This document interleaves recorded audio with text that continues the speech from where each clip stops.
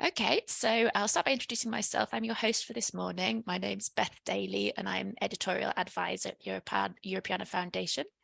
I'm a British white woman in my early 40s. I'm wearing a white top today. I have long wavy hair, glasses, rather large headset, and people always want to know what this is behind me. It's a map of the UK made out of writers' names because I'm a writer. And that's why I'm here today as part of the Storytelling Festival. So I'm going to go through a little bit of housekeeping before we start properly. And the hellos are still coming in. Switzerland, more Croatia, fantastic. Keep letting us know who you are and where you're from. So the first thing I'd like to do is introduce you to our inclusive engagement guidelines, which you'll be familiar with if you've joined any Europeana events in the past couple of years. There's some guidelines we created with our partners and our network and our colleagues, and they're designed to help everybody to get the most out of our events, to be included and heard and listened to and supported throughout. So what it boils down to really is that we ask you to be open, to have a learning mindset, to be curious about other people's perspectives and ideas, and to respect each other. We want everybody to be able to share their ideas without, as it says, fear of attack or ridicule. And I'm sure that that's not going to happen today. But if there are any errors from anyone, these guidelines ask us to make sure that we notice that we apologise and we make amends, and that everybody has the right to speak up and identify when a boundary has been crossed. And I think my colleague will share more about those guidelines in the chat in a moment. So I will introduce you to and if you have any problems, please do let us know in the chat. You can message my colleague Maggie this morning. Okay.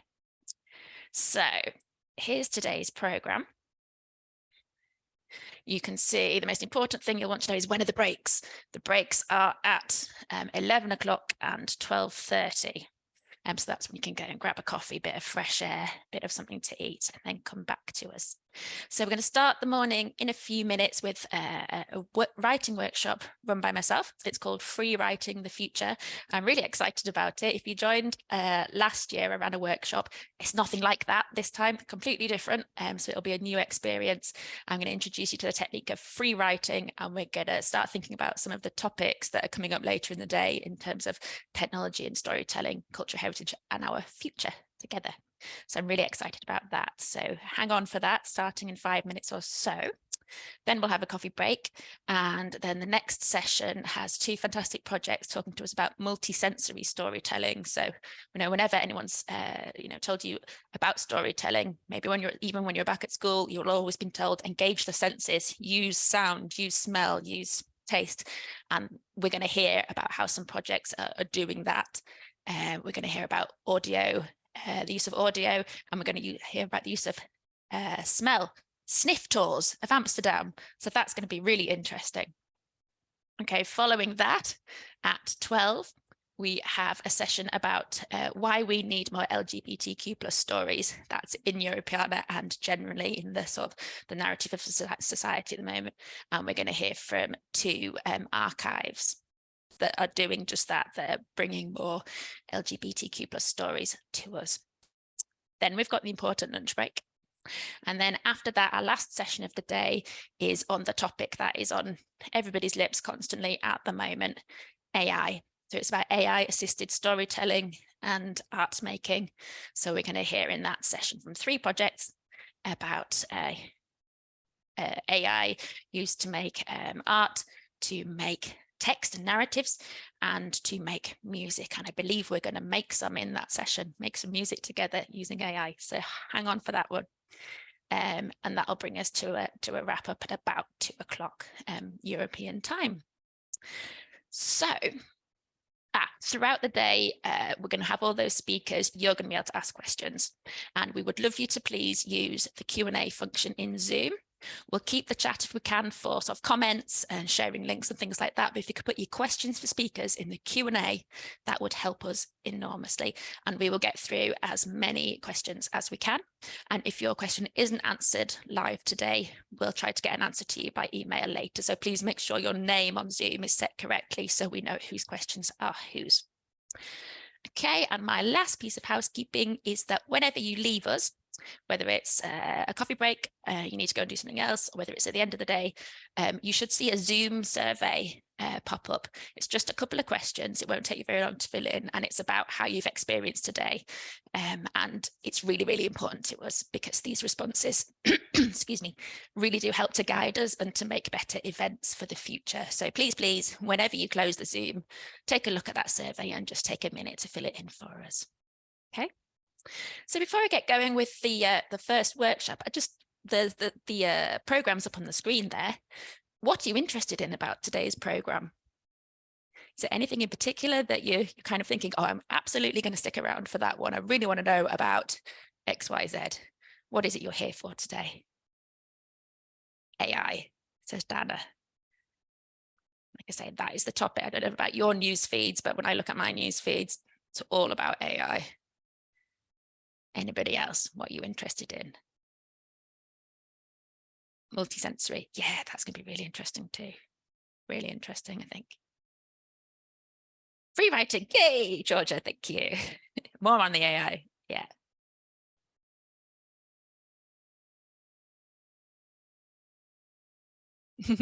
Excellent. I'm glad to know that you're here for the workshop because that's going to come up. LGBTQ plus stories. Excellent. Oh, good. We have somebody interested in everything throughout the day so far. So that's a good sign, isn't it? Free writing. Okay. Embodiment and multisensory. Thank you, Patricia. In that case, let's crack on and hopefully give you what it is you've come for. So this is me. And I just wanted to share that wonderful picture of a futuristic car because we're going to be thinking about the future now. So what's this session about for the next 50 minutes? Well, there are two things that I'd like to do, really. One is to introduce you and to play with this technique called free writing, which is really useful whether you're a writer or not. We all have to think through things at some stage, whether that's in our professional capacity or something you want to work out personally, and free writing could be a really useful technique for you to have to hand. So I'm going to tell you all about what that is, why it's useful, and we're going to have a go at it, okay? And then we're going to put it to practice, considering how storytelling about cultural heritage might develop in the future. And I'm going to introduce you, if you're not already aware of it, to something called the Common European Data Space for Cultural Heritage, which might sound quite heavy and technological, but don't worry, I'm also going to read you a children's book, okay? So it's all going to be just fine. So to help you get the most out of this session, a couple of little things. You can turn on the closed captions on Zoom if you need to. I'll also provide any descriptions if of any visual material that I include. It would be great if you could take this chance to get a hold of a pen and paper or a Google Doc, or whatever it is you want to write with, so that you're ready for the exercises. You can use any language you want to write. Obviously, I'm presenting in English, the prompts will be in English, but what language you write in is entirely up to you. These exercises and this technique are all about you, so there is absolutely no need to share any of it with us, with the chat, with anybody else. It's for you. I would love if you wanted to share a couple of your ideas as we go along, or perhaps how you're feeling about the process as we go along in the chat. I'd love to know how you're getting on, but there's absolutely no need to share anything, so you can have complete confidence that what you're writing is just for you. Okay. If there's anything else we can do to support you during this session, please do let us know in the chat. So my first little question to you is, I'm just interested to know if you've already used free writing. Do you know what it is? Let me know in the chat. Is it something you've never heard of before and you come into today? Just give me a quick yes or no. Have you used free writing before? No, nope. Yes, a big fan. Oh, good. Yes, no, no, no, no, no. Yes, no, no, nope, no, no. Lots of no's. Yes, yes, loved it. So we've got a bit of a mixture. That's fantastic. Never heard of it before. Excellent. Well, what'll be interesting to know is if the way that I present free writing to you is the same way that those of you who used it before have experienced it before. I encountered it as a term only very recently. I think I had been using it without kind of calling it free writing for a long time before that, but I attended a workshop myself where all of the exercises were through free writing, and it really kind of opened my eyes to how useful a tool it is to, I was going to tell you why then, I'll tell you why in a minute. Okay, and good morning from Athens, Melinda. Yes, good morning. Okay, so here's what we do when we free write, and in a moment I'm going to tell you why we do it. So the principle of free writing is really easy. Write without stopping, okay? We're writing freely. So I don't want you to delete anything, cross anything out, correct anything. That's not the point today. I don't want you to worry about spelling or punctuation or grammar. As I said, you write in the language that's comfortable to you, and really enjoy where your mind takes you when you're doing this. So it's as simple as that. Free writing is writing freely, writing without stopping, without censoring yourself, okay, without worrying, writing without worrying. But why? What do we do it for?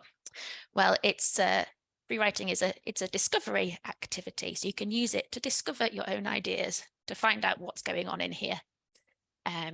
You can also use it as a reflective activity. So a lot of the activities are about thinking about yourself, about how you feel about something, about what your ideas are, and your perspective, and your own senses as well. And the important thing is that there is no expected outcome. So whatever you write is good, is fine. There's no right or wrong. You're doing it to discover something and to reflect on something, okay? So it's really useful if you're a writer, if you have a writer's block, you can't get through something. It's a useful technique to just silence that inner critic and just get stuff down on the page. And if you're not a writer, but you're thinking through a problem or a situation, you could use free writing to try and get through some ideas about it, because it's not for publication, it's not for anyone else, it's just for you. So it's really good for brainstorming, coming up with ideas. As I said, silencing the inner critic. There's no expected outcome. There's no right or wrong. You just get on with it. So you can come up with some great ideas. Okay. So we're just going to try it out. First of all, very simply. Now remember that it can be a useful reflective activity. So I want to take a moment to get in touch with how we're all feeling today. So in a moment, I'm going to give you 2 minutes. And when I give you these exercises, I'm going to give you silence, okay? So if anything comes up in the chat whilst you're doing these exercises, I won't react to it out loud until the exercise is finished. I'll give you silence so that there's no distraction, so that everybody can get on with the exercise, okay? So this one, I'm going to give you 2 minutes, and I'd like you to just think, how do you want to feel at the end of today? So you might take that as at the end of this workshop, at the end of the event. You might take it as, you know, at the end of the day when you're sitting on the sofa with a glass of wine. Whatever point of the day you want to think about, how do you want to feel today? And how are you going to make sure that you achieve that? So think about yourself, be reflective. What do you want to feel today? How are you going to make sure that you achieve that? So you take your pen and paper or your Google Doc or whatever. I'm going to give you 2 minutes of silence. I'd like you to try and write constantly for that 2 minutes. Don't delete anything, don't cross anything out, don't worry, just see what happens when you write for 2 minutes, okay? And I'm going to give you that silence starting now. Okay, that exercise was just for you, so I'm not going to ask you to share your responses, how you feel about today and what you want to achieve today. That's your business, that's for you, okay? It was a very good experience feeling free. Wonderful. What a nice response. Excellent. Okay, so we're going to get a little bit more focused now on cultural heritage. So for the next exercise, I'd like you to think about a recent experience, or maybe a memorable experience you've had with cultural heritage. So what do I mean by that? I mean, and I've got some images up on the slide to kind of help you think about what an experience with cultural heritage might look like.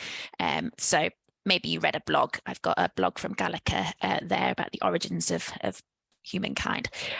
Maybe you went to visit a castle and looked at a trompe l'oeil on the ceiling, or another artwork, and were fascinated by it.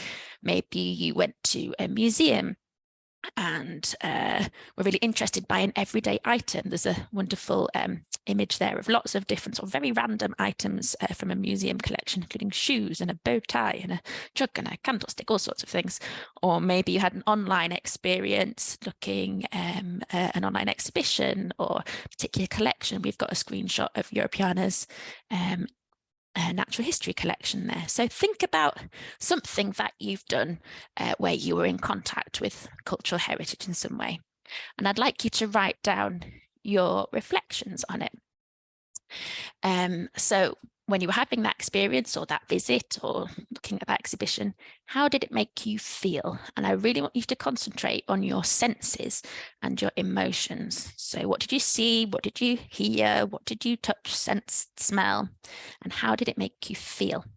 And I'm going to give you another 4 minutes of silence for this one. Okay, and then after this, we're going to start thinking about the future, but let's just get in touch with our a recent or memorable experience you've had with cultural heritage. How did it make you feel? Okay, go. Okay, that's 4 minutes up. Just go fast, isn't it? How did you get on? Had a couple of responses in the chat. So Helena went to the Klimt exhibition in Vienna and it awakened a feeling of warmth and love and being loved. That's really interesting, isn't it? And yeah, I wonder what that feeling feels like. Where in your body is it felt? What are those feelings? What exactly triggered that? What did you look at? What did you see? Dorina went to the Casino Sinaia and felt free but small, inspired and appreciative. Excellent. Cosmina visited the Mogosoaya Park and Palace. Green of the spring was amazing. The buzz of the bees, the smell of the flowers made me think of being a member of the Brancovianu family. Having the whole palace to imagine having a whole palace to yourself and being surrounded by it. Oh, Georgia found this one harder to get started, but once I did, I couldn't write fast enough. Yes. Excellent. Olga was in Budapest. And it was wonderful just to be with other people who love the same thing and talk about it all week. Yeah, wonderful. Did anyone find it really difficult? Did anyone not manage to write anything?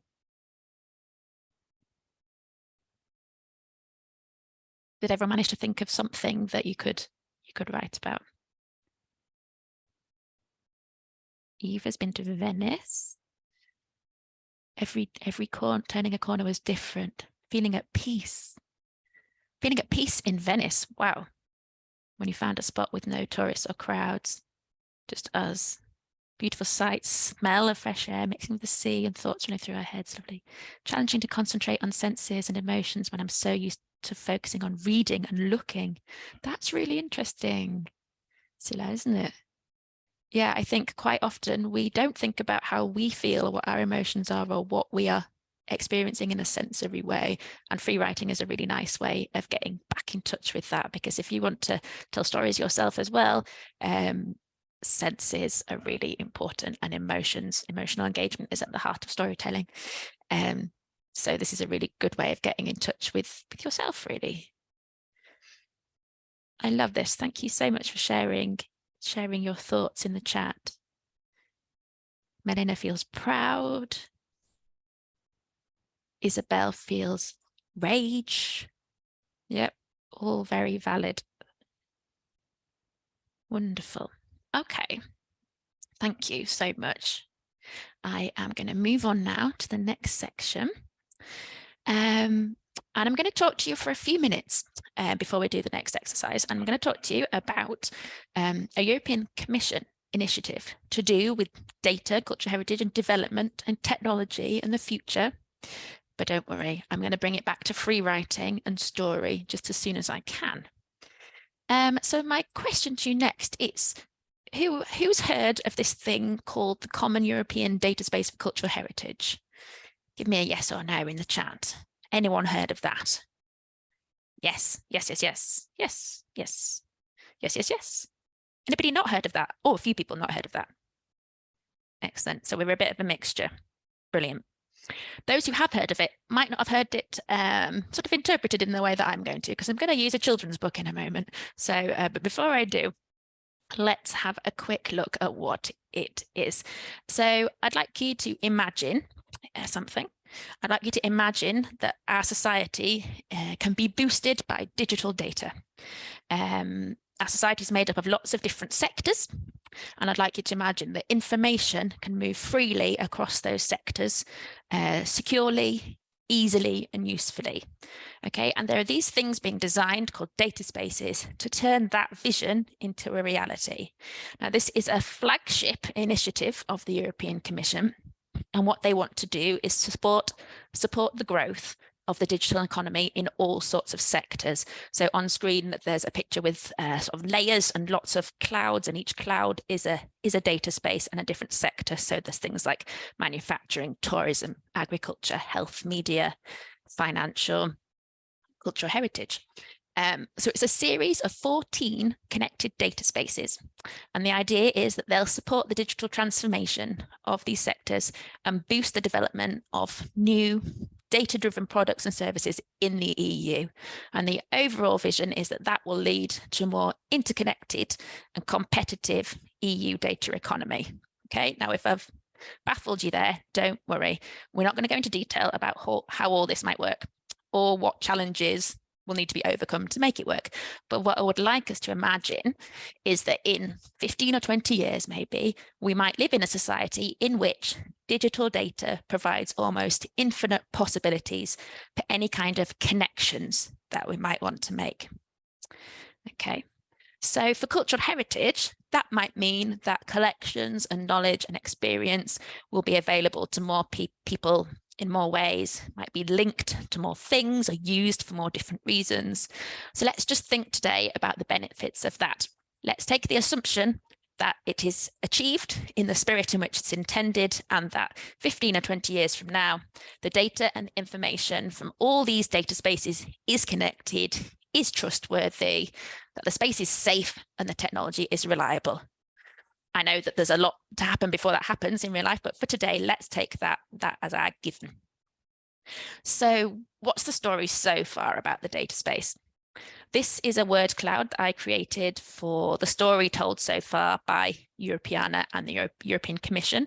So I made this word cloud from various web pages and news posts from Europeana and the European Commission on the data space for cultural heritage. And I just want to point a couple of the words out to help us kind of think about this this initiative. Up the top right-ish area, there's the words public, spaces, and building. And I love the way this word cloud generator has put those words together randomly. So public spaces building. Let's think about that. Lower down, we've got the word work, and it's got some other verbs next to it: use and share and put. So we can put things in places and use them and share them. Elsewhere, we've got words, excuse me, like open, people, and creative. Okay, and some practical words elsewhere, things like research and reuse. And you can see, obviously, cultural and heritage and digital are big words, and data space are big words that come out of that. But so what does this all mean?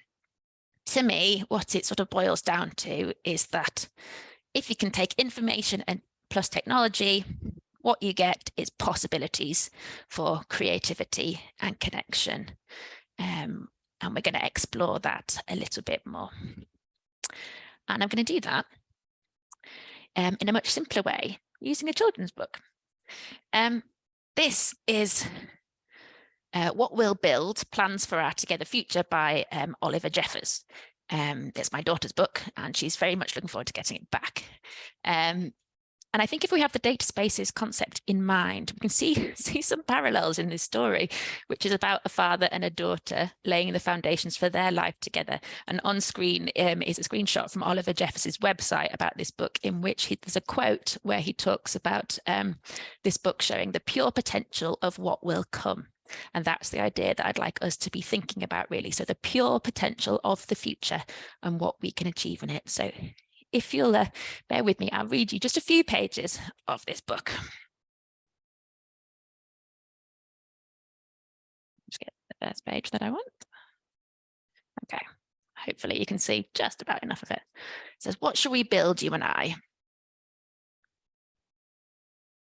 I'll build your future and you'll build mine. And I think this was the page that made me think of cultural heritage, because he's got these colourful sort of clouds with all sorts of stuff inside them. So there's music and animals and nature and food and drink and planets and robots and transport and books and pencil and yeah, clothing, all sorts of different things that we might find within cultural heritage collections.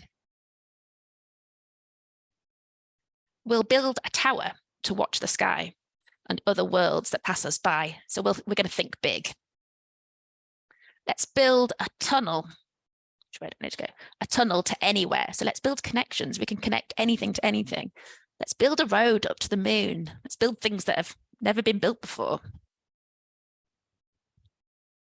Let's build a boat that can't be broken, that will not sink or be cracked open. We're going to build something safe, that's going to last. And a place to stay when all is lost, to keep the things we love the most. We'll put these favourite things beside the earlier love we set aside, and there's some shelves there where they've got a place for everything that we saw earlier. It says, finally, I think that we may want them later when times are hard and needs are greater. So all those things spoke to me of the data space, of looking after things, of the pure potential of what's to come, of yeah, connection, of ambition, of keeping things, sharing things because we love them, because we think it's important, because we think we'll need them in the future. Okay, so the world is our oyster. What are we going to do with it? And basically, I just wanted to share this picture because I found it on Europeana. I thought it was beautiful. It's an oyster shell, and I don't know if you can see, but it's got carvings on it of sea creatures and mermen and things like that. So the world is our oyster. So we're going to move on to our next exercise. Beautiful, yeah, I really think so. So I'd like you next, please, to think of that future in which information about everything is readily available. We're going to, in this future, believe that it's trustworthy and safe, and it can link all areas of our lives in almost any way we can think of. You know, anything's possible. So then, what does our interaction with cultural heritage look and feel like? What stories can then be told? What truths will be revealed? So I've put up a prompt there on the screen. What does a more connected world mean for the cultural heritage stories we tell? And you could start with the phrase, in the future, we could. Okay. And I think it's also really useful to sort of remember that when we're thinking about the future that this data space will give to us, we're also thinking about our own future. And as people who work or are around the cultural heritage sector, what we will lead people through and what cultural heritage we will leave behind us too. So although this seems, it might be, you might think of it as a big technological, political project, perhaps it's also personal, because cultural heritage is about all of us, isn't it? So I'm going to give you another 4 minutes of silence, and I'd like you to write in response to this prompt, in the future, we could. Okay, good luck. Okay, that's your 4 minutes up again. Had a few responses in the chat. So would anyone like to share any of their ideas?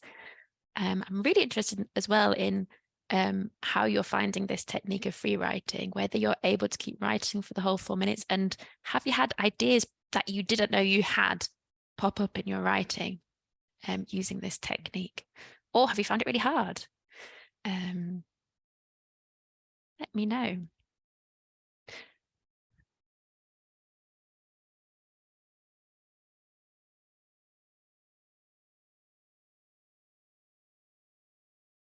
We're getting a few answers in the chat. This is brilliant. Thank you so much.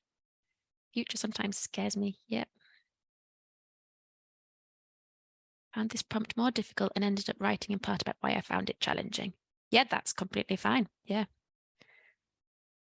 I'm reading about people who use this free writing technique, and some people even just start by writing, you know, why can't I do this? Why can't I do this? Why can't I do this? You know, over and over again, or whatever it is, until they manage to then move on. And just even concentrating, as Sila has done there, about why it's challenging, can be really useful. Yes, yes, yes to the new ideas coming to me while writing.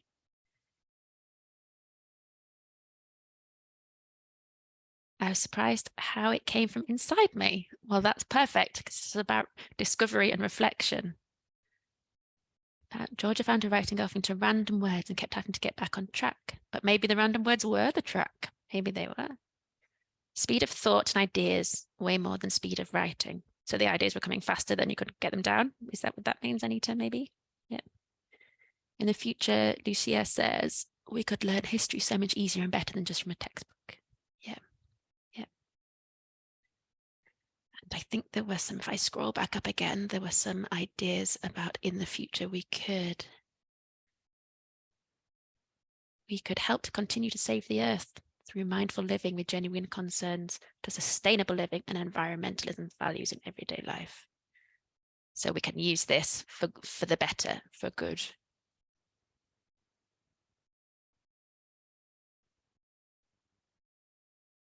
Daria talks about safeguarding knowledge and how much of storytelling and knowledge is dying in many parts of the world, and we can change that. Lise, in the future, we could link all sorts of big themes in stories, love, sadness, injustice, to objects from museums and institutions, creating stories of culture heritage that cross the institutions and cross collections. Absolutely.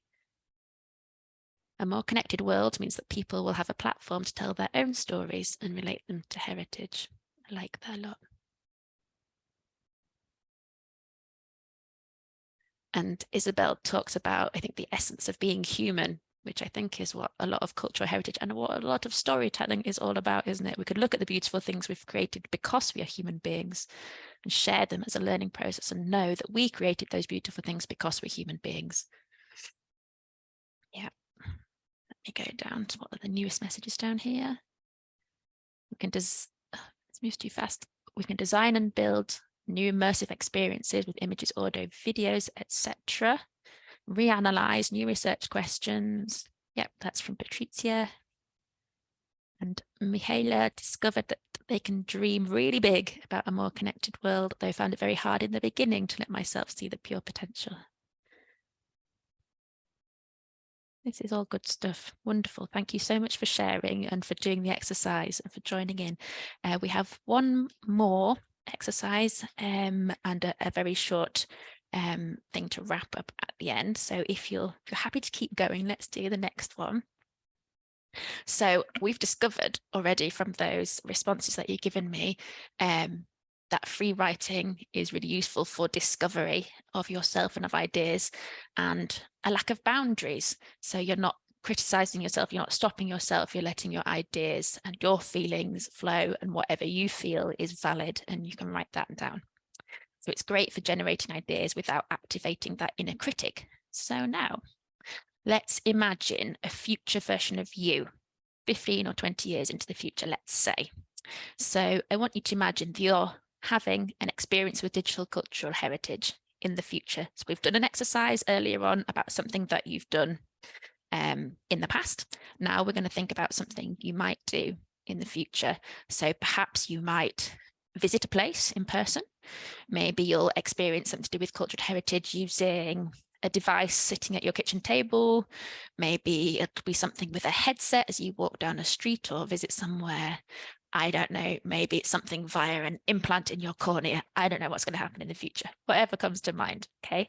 But what I'd like you to really concentrate on is what you will experience. So in the first person, I see something, what you hear, what you feel. I'd like you to describe a new experience that you might have with digital cultural heritage, really concentrating on you and what you see, hear, feel, sense, what emotions you have. Okay, this is our last sort of big exercise. So I'll give you another 4 minutes of silence for this one. Okay, starting now. Thank you to the people who have already put some thoughts in the chat. Just reading them like astonishes me. They're fabulous. So take a look. Celeste sees a hologram surrounding me that I can touch and pull up images from all around the space I'm in. And by clicking on parts of the image, I can see other items with similarities. It functions with serendipity, taking me to another space like in films. Whilst Anita sees herself being able to take her parents on a digital tour of their place of origin and for them to re-witness the place where they lived, the place where their parents and families lived, worked, the amenities they used. And then you say simply a digital walk down memory lane. It's not simple, it's beautiful. Really, yeah, really powerful. What a thing that if we can achieve something like that. Cosmina can be sitting on the couch at home, but also visiting the Prado Museum with a VR set. And I love this idea that there are no crowds, so you can hear footsteps echoing, you can pause and sit in front of basically anything, zoom in on fascinating details without there being a crowd standing in front of you. Wonderful. Claudia sees a circle of people and trees in which each person shows images and videos, maybe holographic, and tells about that specific time, context, art movement, human history period. Then other people could comment, like some sort of class, so a group experience. Wonderful. Lise is talking about dogs in the streets, in the dog park. And whilst there, you can search through personal saved collections, filtering things, reading diaries from animal protectionists, their description of dogs in the streets, and how they were made to carry loads of stuff. Lovely. How happy these animal protectionists from over 100 years ago would have been with this site. This gives me a tremendous peace of mind. Lovely. I can't read all these out. There's loads of them, but you have a look through and see what chimes with you. What are you excited by in these people's, in everybody's thoughts? Anita says, wow, what creativity. Yes, I agree. Students experiencing heritage, working with our past, not just learning about it. This is wonderful. Okay, thank you so much. If you want to keep sharing in there, please do. And I will move, we've just got a few minutes left. So I'll move to sort of wrap up. So what have we done today? Well, I've been bowled over completely by your responses and your willingness to share your ideas and to have a go. So I hope that what you found is that free writing can be a useful tool for exploring your ideas and your own thoughts and perspectives. And I'd love to know in the chat if you think that's the case. I've also introduced to you the Data Spaces initiative, and hopefully introduced the idea that that can provide opportunity and potential for storytelling and for cultural heritage in the future. If these are topics that you're interested in, the data space, keep following Europeana on social media, because Europeana is at the heart of the European data space for cultural heritage. Get the words in the right order, Beth. So we're doing a lot of work about it. We're sharing a lot of thoughts and ideas about it. So follow us on social media, join the Europeana Network Association. You can do that on our Europeana Pro website. It's free.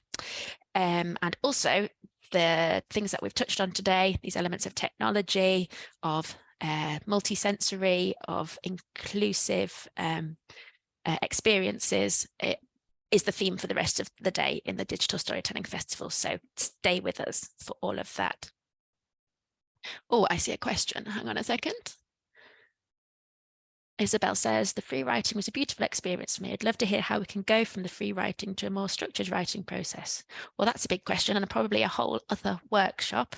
We do have some resources on Europeana Pro, some previous webinars about writing.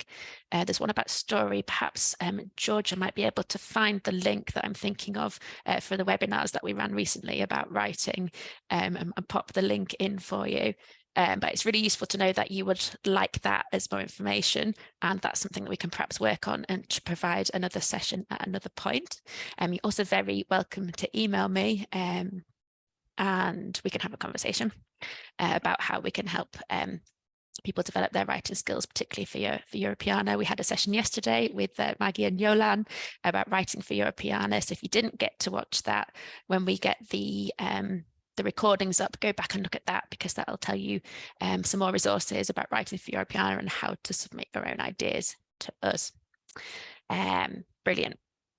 Thank you. So just before I let you go for some coffee or a walk and some fresh air, I'd really love to know what you'll take away from the ideas in today's session. And if there are any actions you want to give yourself as a result of it. Obviously, you don't have to share those with us. They're there for yourself. But I'm interested in your thoughts and your takeaways from today. Did you like the technique of free writing? Do you see any use for it in your own professional or personal processes? Yeah, how have you found it? Have you surprised yourself? Have you enjoyed it? Let's take a couple of minutes to just reflect on that before we part company for today. I can see there's been lots of things coming up in the chat. Yes, we will share all the slides. We'll share the recording. Oh, thank you. Yes, that is the one, Georgia. Thank you. The webinar that we ran recently. Patrizia, yes, I liked it and enjoyed it. Brilliant.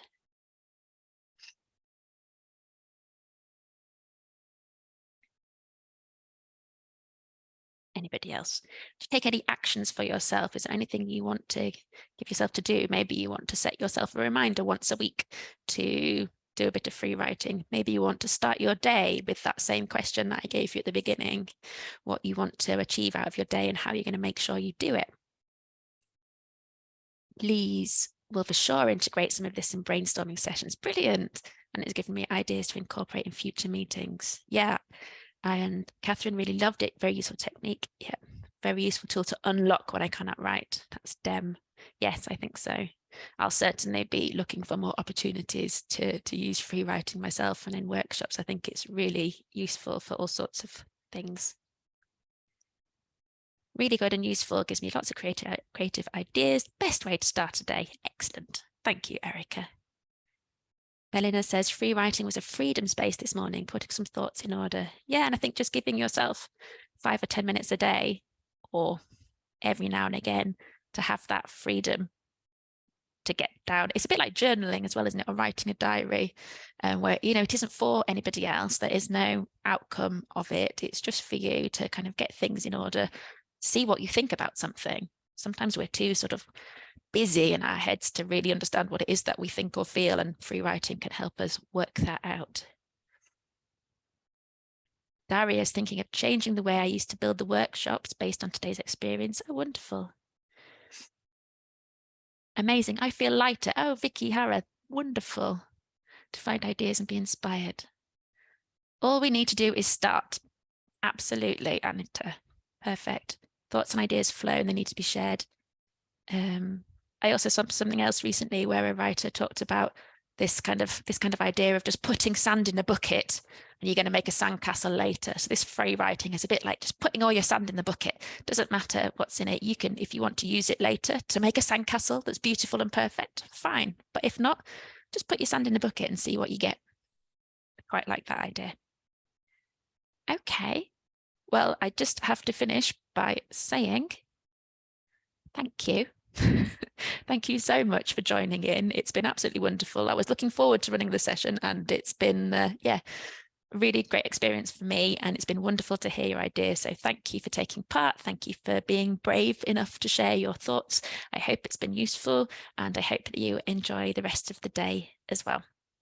My name is Rania and I am your host for this session on multisensory storytelling. I am a marketing specialist for Europeana Foundation. I am a cis woman in my 30s of Mediterranean heritage with dark curly hair and glasses, and my preferred pronouns are she and her. And I am here today to introduce our two lovely speakers for this session. So here with us today, we have Ellie Coleman and Sophia Colette Elreich. Sophia is an academic researcher and olfactory event manager. She currently works as an academic researcher on the Od Europa project, which advocates for smells and smelling as an important part of heritage. And this topic happens to be really close to my heart, as I don't think we talk enough about our sense of smell and its power in evoking memories. And today she will speak to us about Europa's City Sniffers, a smelling tour of Amsterdam's eco-history, which uses digital olfactory storytelling as a means to engage with more than meets the eye and takes into consideration audiences with a diverse range of abilities. And also we have with us today Ellie Coleman. Ellie is a project manager and engagement producer with background in education and community engagement, Ellie will be speaking to us today about the Royal Albert's Memorial Museum, and more specifically about the museum partnering with disability organizations and sound artist Gemma Nash to create a series of audio tracks designed to support the visitors' journeys around the museum in a creative and playful way. And the goal of this work is to inspire new ways of thinking about objects based on the creative responses of people with a diverse range of abilities and experiences.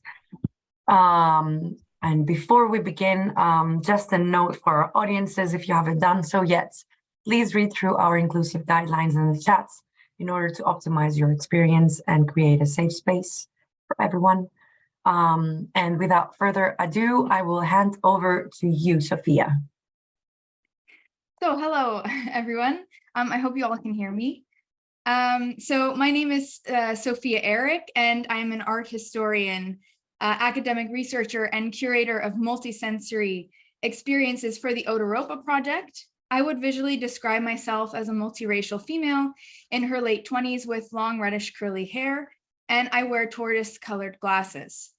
Today, I am wearing a perfume by Guerlain called Insolence, which is a quite sophisticated powdery floral fragrance, and it's a bit intense, so I like to wear it when I want to feel bold, which I think you need to do when you're giving a digital talk where no one can smell you. So trying to put that through the screen here today. So my presentation is titled Making the Digital Multisensory, Exploring Modes of Digital Olfactory Curation. And today I will talk about the Europa Project and how we are exploring modes of olfactory storytelling or storytelling with smells within the cultural sector. There we go. But first, I want to start by taking you back to the museum of the 16th and 17th century, a place where you went for an afternoon walk and to appreciate all the multisensory qualities of a collection by opening drawers, handling objects, stroking furniture, and even drinking a cup of tea. But how did museums become what anthropologist Constance Classen calls a place of sensory restraint, where artifacts are to be seen, not felt, smelt, sounded, and certainly not tasted? Well, I do not think it's a coincidence that the change in how we interact with the museum started in the mid-18th century, or the Age of Enlightenment, when philosophical thought attacked our so-called lower senses of smell, touch, and taste. And during this time, entire cultures, societal classes, and genders were divided and classified by the particular senses that they use or are associated with. One could say that this shift in paradigm influenced a shift in our entire societal sensorium. If the senses are a way to classify individuals in a negative or positive way, it discourages or encourages certain ways of living and interacting with our surroundings. I would argue that for a long time, we were stuck in a certain set of traditions which impact museums and how they encourage their visitors to engage, namely through their sense of sight. However, today we seem to be in another shift. With the wide adoption of digital storytelling methods, the so-called dull white cube seems irrelevant and that it is a thing of the past. We're experiencing creative expressions of curation through impressive interactive screens, deliberate sound design, podcasts, and VR headsets. Many say that with these digital approaches, our museums are becoming more accessible, interactive, engaging, and multisensory. I'm here to question this and raise urgency to this easy assumption. Our world is becoming more and more digital, and we're meeting in person less and less. And I would like to argue that our digital tools only capture half the story. I will talk today about how we can take advantage of the shift towards the digital age in museums, while also introducing multisensory storytelling, especially through our sense of smell. My presentation shares knowledge which I have acquired through personal research, as well as through combined research done within the Otaropa Project, which is a European-funded Horizon 2020 project that advocates for smells and smelling as being important to Europe's tangible and intangible cultural heritage.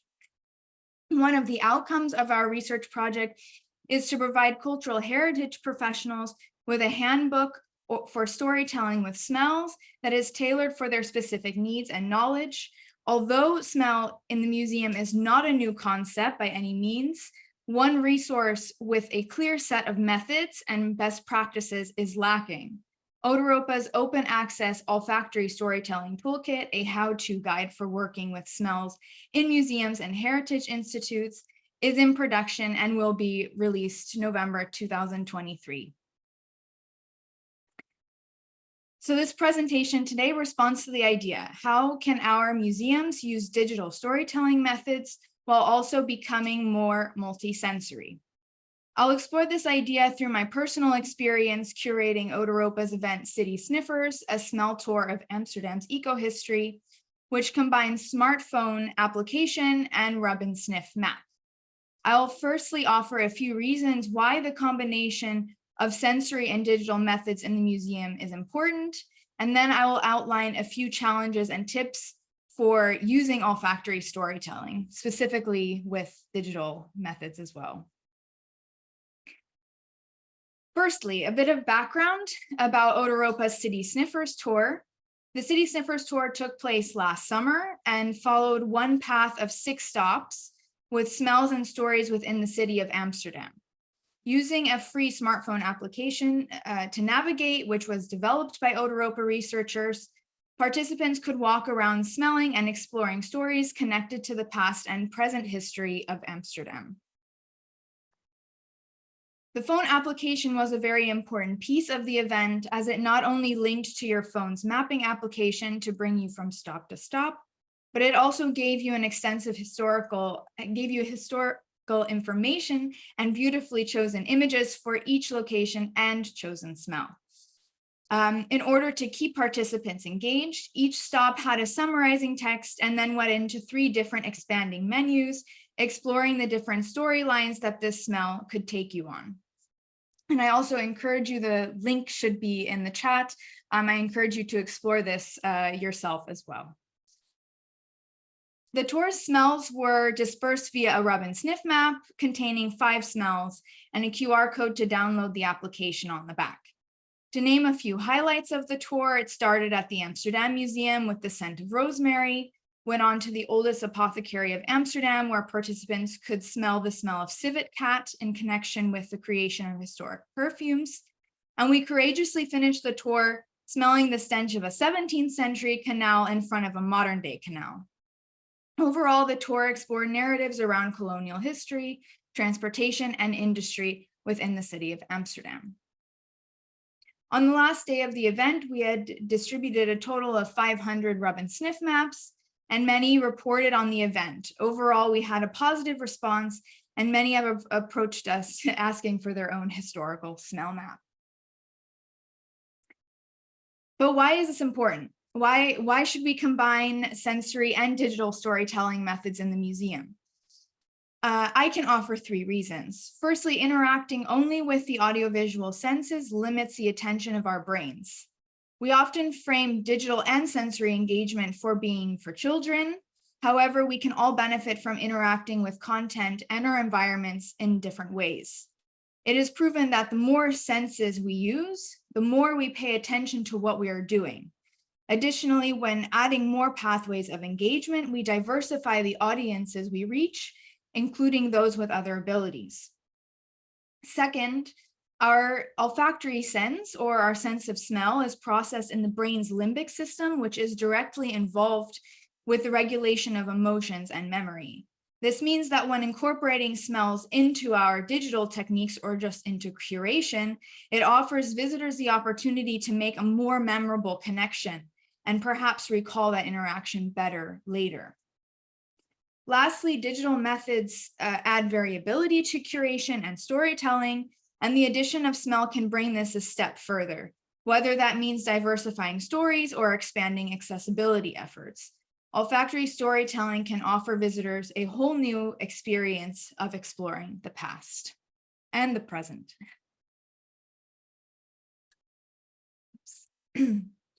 However, there are challenges to this type of curation, and I will raise here 3 specific challenges that we faced through curating City Sniffers and this combination between the sensory and the digital storytelling. Firstly, it was a huge challenge to balance the interaction between the smartphone application and the physical act of sniffing, which you can see here a bit on the left-hand side. I still think that this was never perfected. While observing participants, many wanted to only engage with the rub and sniff map or the application, and it was a struggle to balance the interaction of the two. And also it was a little bit cumbersome to have both phone and scratch and sniff map in your hands at the same time while walking through a very busy city, so that wasn't ideal either. Secondly, I observed that the smartphone application was not as attractive for everyone. This was a pity considering it had very nicely curated stories, and the scratch and sniff map attracted many family groups to the tour. Personally, it seemed many would have preferred to have a tour guide dictate information while they sniffed rather than reading the material on their own time. Lastly, with the use of olfactory storytelling comes particular challenges. For some, a smell could lead to an unexpected reaction via personal memory, and for others, this could be their first experience actively smelling, especially in relation to history. And so using these modes of digital and olfactory curation could risk overwhelming the visitor or the participant. I'm very happy to hear your thoughts on this as I'm continuing to work on these challenges and resolve some of them. So I'm happy to hear your thoughts as well. So now, fun part, a few tips and tricks for creating your own digital storytelling with smell. Number 1, smell diffusion methods are flexible and can offer you new opportunities to engage with your visitors. As an addition to City Sniffers tours, we experimented with smell stations that linked to historical explanations, also accessible via QR codes, which were put on the front of the station. Number 2, as with digital approaches, engagement with smell should be careful and intentional, not used as simply a gimmick. We found that the stronger the connection between olfactory history, artwork, and smell, the better visitor interaction. And lastly, smell projects take time, care, and cooperation. Make sure you have time to plan properly and that you communicate your wish to work with smells with your team and your partners. Projects that include smells can be incredibly rewarding as they draw together diverse talent. However, if not everyone is on board with the project, it can instead create barriers. So thanks for listening, and I'm looking forward to the questions and discussions to follow, and please don't hesitate to contact me in the future. I would love to continue the conversation. Thank you. Thanks so much, Sophia, for a really interesting presentation. And I'm personally really sorry that I didn't know about this tour earlier, as I live in Amsterdam, and it was a real shame to miss it. I hope you're going to do something similar in the future so I can join as well. And for those of you who joined us later, we are here with Ellie Coleman and Sophia Colette Erich on our multisensory storytelling session. Sophia just spoke to us about the Europa project and the power of olfactory storytelling. And now we will hear from Ellie about the Royal Albert Memorial Museum's work around engaging visitors' journeys through hearing. And before I hand it over to you, Ellie, just a reminder, after the presentations, there will be time for Q&A. So if you have any questions for the speakers, please use our Q&A section. You will be able to see at the bottom of your screen in Zoom. So please use the Q&A section for your questions, and Over to you, Ellie. Thank you. Great, thanks very much. So I'm Ellie Coleman. I'm a white cis woman in my mid-30s with blonde dreadlocks and glasses, and my pronouns are she, her. So my first slide shows a young white woman using a wheelchair. She's next to a woman with grey hair. They're both smiling and looking at objects in a museum case. Okay, just to give you a bit of kind of project context to start with. So over the last few years, the Royal Albert Memorial Museum and Art Gallery, otherwise known as RAM, has been striving to uncover and explore the hidden narratives and untold stories of people who are underrepresented in the museum collections. The work's been carried out through close collaboration and co-creation with communities. For example, the project Out and About Queering the Museum explored and celebrated LGBTQ+ history through the empowerment of local LGBTQ+ communities to create and share existing and new queer heritage at the museum, permanently adding a new layer of interpretation to collections. Sound Journey, that I'm going to talk to you about today, is another project in this vein, which was designed to normalize, highlight, and celebrate the experience of people with disabilities. Around 20% of Exeter's residents live with a disability, and it can be more challenging for people with disabilities and their carers to access cultural and heritage organisations. This could be due to factors such as access requirements or the presentation of information. Projects such as Sound Journey sit alongside physical interventions in the museum and help to ensure that people living with disability can visit comfortably, as well as seeing their own experiences reflected in the museum space in a way that's more accessible to them. My next slide shows the front and back sides of a game card for RAM's Down to Earth gallery. So through the project, RAM worked with individuals supported by local disability organisations Magic Carpet, Pelican Project, CEDAR, and Learn to Live 19 to 25. Members of these groups have a wide range of both physical and learning disabilities. RAM had worked with the same group organisations previously on a project called RAM Bingo, in which the groups designed a series of I Spy style cards based around objects from RAM's collection that individuals from the groups were particularly drawn to in sessions that they had in the museum. The RAM Bingo project was designed in response to comments from carers and personal assistants that they'd really appreciate a resource that would help them to shape their visit, create a purpose and direction for their time in the museum, and introduce some ideas for conversation or discussion with the person that they were supporting. Sound Journey built on the relationships that were formed during this initial project through a new programme that responded to feedback from the groups about the need for activities that would ease the isolation of their members during the lockdowns of the COVID pandemic. The impacts of the pandemic particularly affected vulnerable adults in terms of their well-being and mental health. Through the Sound Journey project, we wanted to create opportunities for socialising and networking with others, easing the isolation and providing a space where individuals could connect as part of a community with a shared purpose. My next slide shows people making necklaces out of colourful beads and small objects such as sticks and bells. Sound Journey began in May 2021 and ran for 18 months. The main output of the project was a series of audio tracks designed to support museum visitors' journeys around the museum in a creative and playful way. The work aimed to inspire new ways of thinking about objects based on the creative responses of people with a diverse range of abilities and experiences in order to incorporate their voices into the museum space. Through the project, we had an additional aim to support freelance creative practitioners who'd also been affected by the pandemic due to a decrease in the amount of opportunities available to them. We constructed a project team made up of Stuart Cruz, who's a creative producer and inclusivity champion, Gemma Nash, who's a disabled sound artist who uses sound to reimagine stories about people, places, and objects, and 2 local creative practitioners and workshop leaders. We chose to theme the project around the idea of movement, looking at our bodies in space and time, how they articulate and transport us. This theme was also explored in relation to non-humans, objects, textiles, and how these things and their component parts may move. In addition, participants were inspired to think about objects' journeys to the city, to the building, and to the case they now inhabit. The creative practitioners designed a series of 12 workshops, each one focusing on a different object or collection of objects from RAM's collections.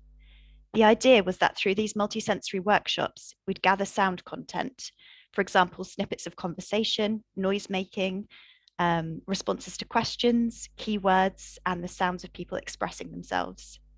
The sounds collected would then go on to form the basis of the Sound Journey audio piece. In the first stage of the project, the team delivered the creative workshops online due to COVID-related restrictions.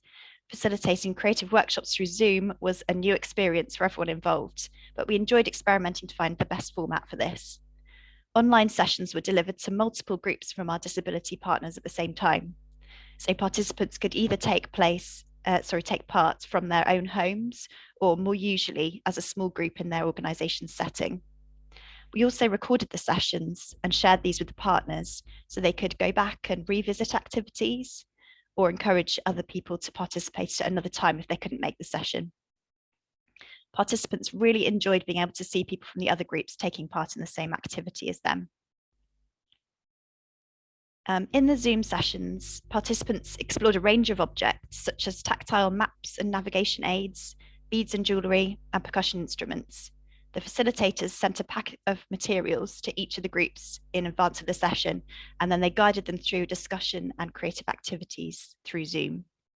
The sessions were structured to be as tactile and sensory as possible and to suit a real mix of abilities and understanding levels within the group. And each of the groups facilitators helped to kind of differentiate material for the groups as well. We also experimented in running hybrid sessions, with one of the groups working with a creative practitioner in the museum and the other groups working remotely around the same theme. The workshop that we did as a hybrid session was based around birds, and the museum group visited Ram's In Fine Feather Gallery, which houses Ram's bird collection.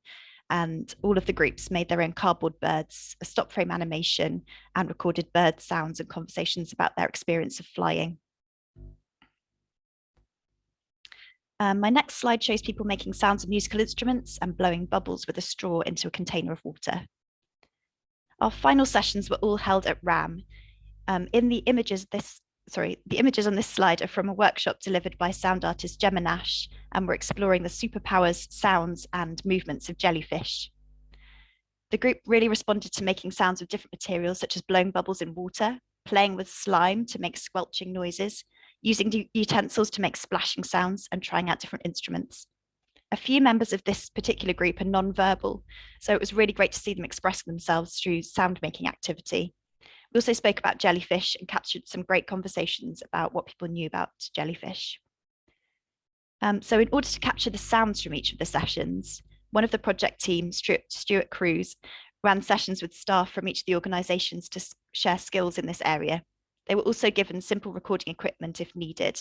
However, two of the groups that we worked with regularly produced their own radio shows and podcasts, so they were much more knowledgeable than some of the project team in sound capture. All of the footage gathered from the sessions was brought together by sound artist Gemma Nash, who then created a series of 11 tracks inspired by the participants' exploration of Ram's collections. The tracks are available on the platform SoundCloud. And I'd have liked to play one for you as part of the presentation, but they're really best listened to through headphones. So I'm going to give you a link so you can all listen at your leisure.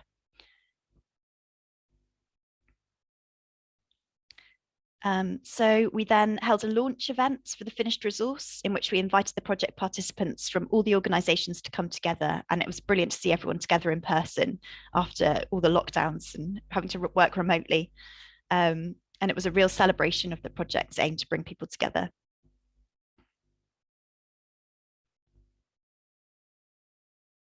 So the sound piece is available for visitors to the museum to listen to on their own device, and it's accessed through a QR code or a link on a postcard. There's an example of the front of the postcard there. And the postcard sort of explains the project and directs people to more information. The majority of the people at our launch found it really easy to use, and liked the fact that they could access it independently on their own device. That was particularly fed back by some of our participants and their personal assistants. We found that the listening experience is much better through headphones, and we have those available at the museum reception for people to borrow if they want to, or they can use their own headphones. You can listen to the pieces either as a standalone sound artwork, so you can just access them remotely, or you can listen to them in the museum in front of the objects that inspired them to construct your own sound trail. Due to feedback that we had from the launch and from some of our visitors since, we're just in the process of creating a digital map to accompany the sound pieces so that people can more clearly see where each of the objects are sited in the museum. So there's been change on both sides through the project. Not only did the participants report that they felt more at home and a sense of pride and ownership of the museum, but the museum has started to reflect this. The voices of people with disabilities are incorporated into the final resource that will be permanently available for RAMS visitors to give a different perspective on RAMS collections and share the stories, views, movements, ideas, and reactions from participants. Through our collaboration with disability organisations, RAM also aimed to further champion accessibility to continue to work to make the building and resources more welcoming to individuals with disabilities. Thank you. Thank you, Ellie. That was really interesting. Now is time for questions. I see we have a couple of questions from Patricia for Sophia. Patricia's first question is, did you, Sophia, conduct any user experience research for this project? So part of the Otaropa project is also working on impact measurements. So part of the team, one of the work packages went to various museums, not just for our 5 olfactory events that we put on within the Otaropa project. We didn't just put on City Sniffers, but we also had other events. There were 2 types of questionnaires to understand better the value that visitors place on smell in the museum. So we did do some measurements on this, and for the most part, they were quite positive. So people did enjoy smelling in the museum space and also engaging with history in that way. So yes, we did do a bit of questionnaires there. Great, thank you. And then Patricia's second question is about the nose guided tour. How do you manage the smell in the museum space? Yeah, so I also put a link in the chat. We also did a guided tour inside the museum space called Follow Your Nose. That was in Germany at Museum Ulm. And we had, through the guided tour, we had 3 different distribution methods, which were chosen to be more safe and effective for the inside of the museum space, because there is a bit more, this is a bit more challenging, right? Because the smells can, if you have liquid smells or smell particles, you can have them go to the artworks, and this is a bit more problematic, whereas in the outdoor space, you worry less about this. So you can, if you would like to, you can of course read the blog post, but we had some more local smell distribution methods. So one was a blotter. So that's a very classic smell strip used in perfumery, where those could be dipped into the liquid scent and handed out to the participants that walked through the space. And they can smell a smell related to a specific artwork while the tour guide gives a description. Great, thank you. And I see there is one more question from Manolis. His question is, to prepare the olfactory cards, did you collaborate with perfumers?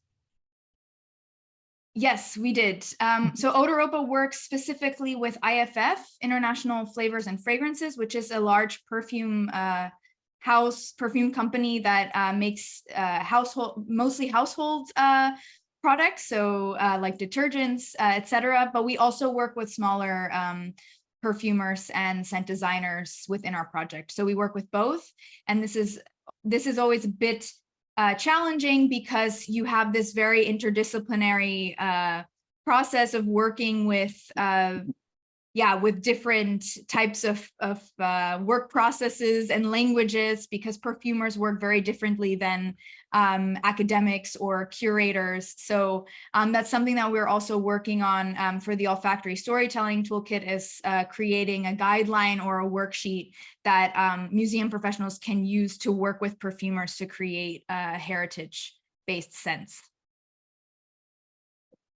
Great, thank you. And actually, I also have kind of a similar question for you, which is that in the sense of creating these smells, do you know if these smells are like the actual smells or if they're like imitation of the smells, like trying to replicate the actual smells? So if you're talking about like creating smells from the past, Yeah. it's pretty much impossible to exactly create a smell from the past, right? There's biological properties of how the plants are grown, et cetera, but we also have a different cultural perception than those of the past, right? So we have to think about these two aspects when we think of authenticity of a smell. So I always call it an interpretation. So we're using it really as a storytelling technique to connect modern people to a historical narrative and to really try to make this a more memorable and deep experience through the smell. But we do use historical documents. So I didn't talk about this today, but we have created these fragrances or not fragrances. Actually, we also work with bad smells for the olfactory guided tours, where we actually consult historical references or recipe books for these types of smells. So you can take like a pomander, for example, which is a small silver jewel that in the past was used to block out bad smells because this is where they thought disease came from. So we created a pomander smell for Museum Ulm, which was an interpretation of a recipe that's actually written on a historic pomander. So we do try to make them as historically authentic as possible, but it's not possible to make it completely authentic. So it's always good to keep that in mind. Yeah. Perfect. Thanks so much. And I see here there is a question for Ellie from Beth. Were there any surprising or unexpected outcomes of the sound creation and recording process? And if so, how did the participants express their experience? Oh, sorry, two different questions. The first one is this, and then the second one is how did the participants express their experience of it? So in terms of kind of surprising outcomes, I think the whole project was a surprising outcome.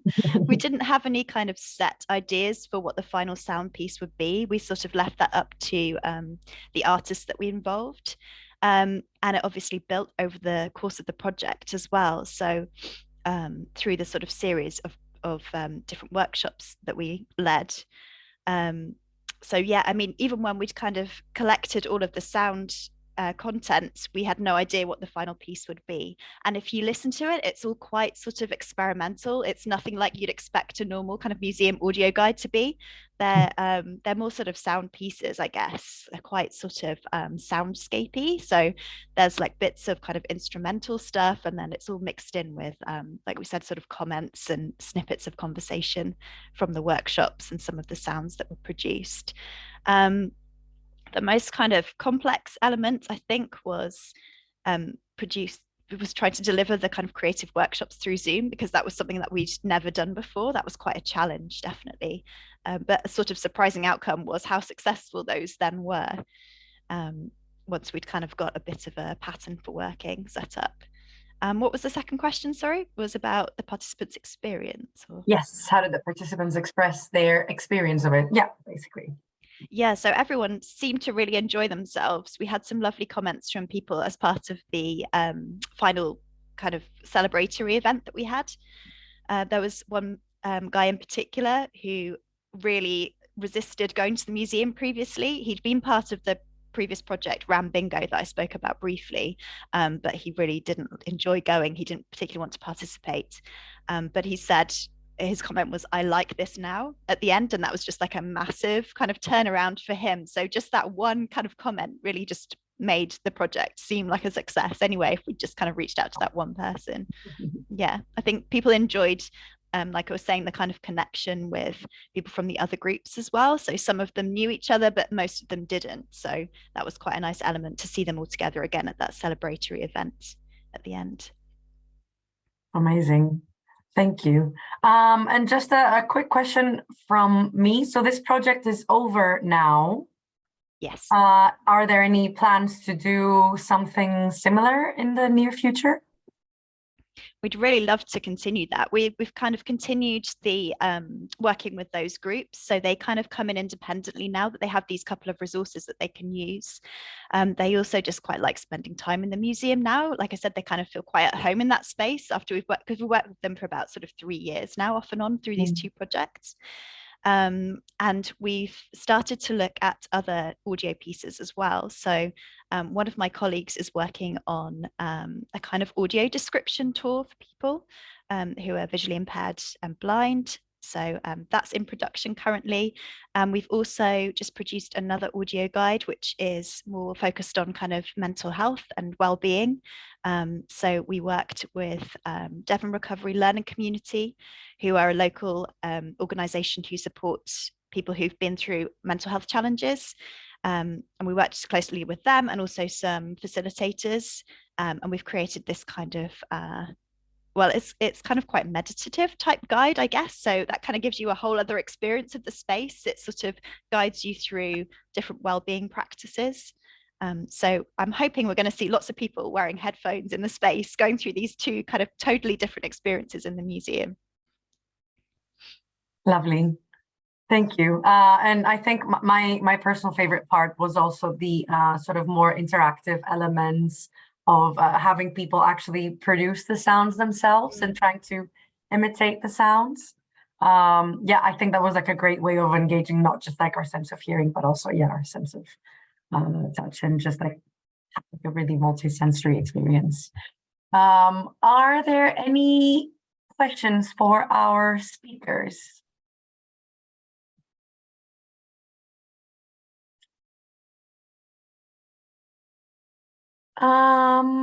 If not, then one more question from me, I think, for both of you.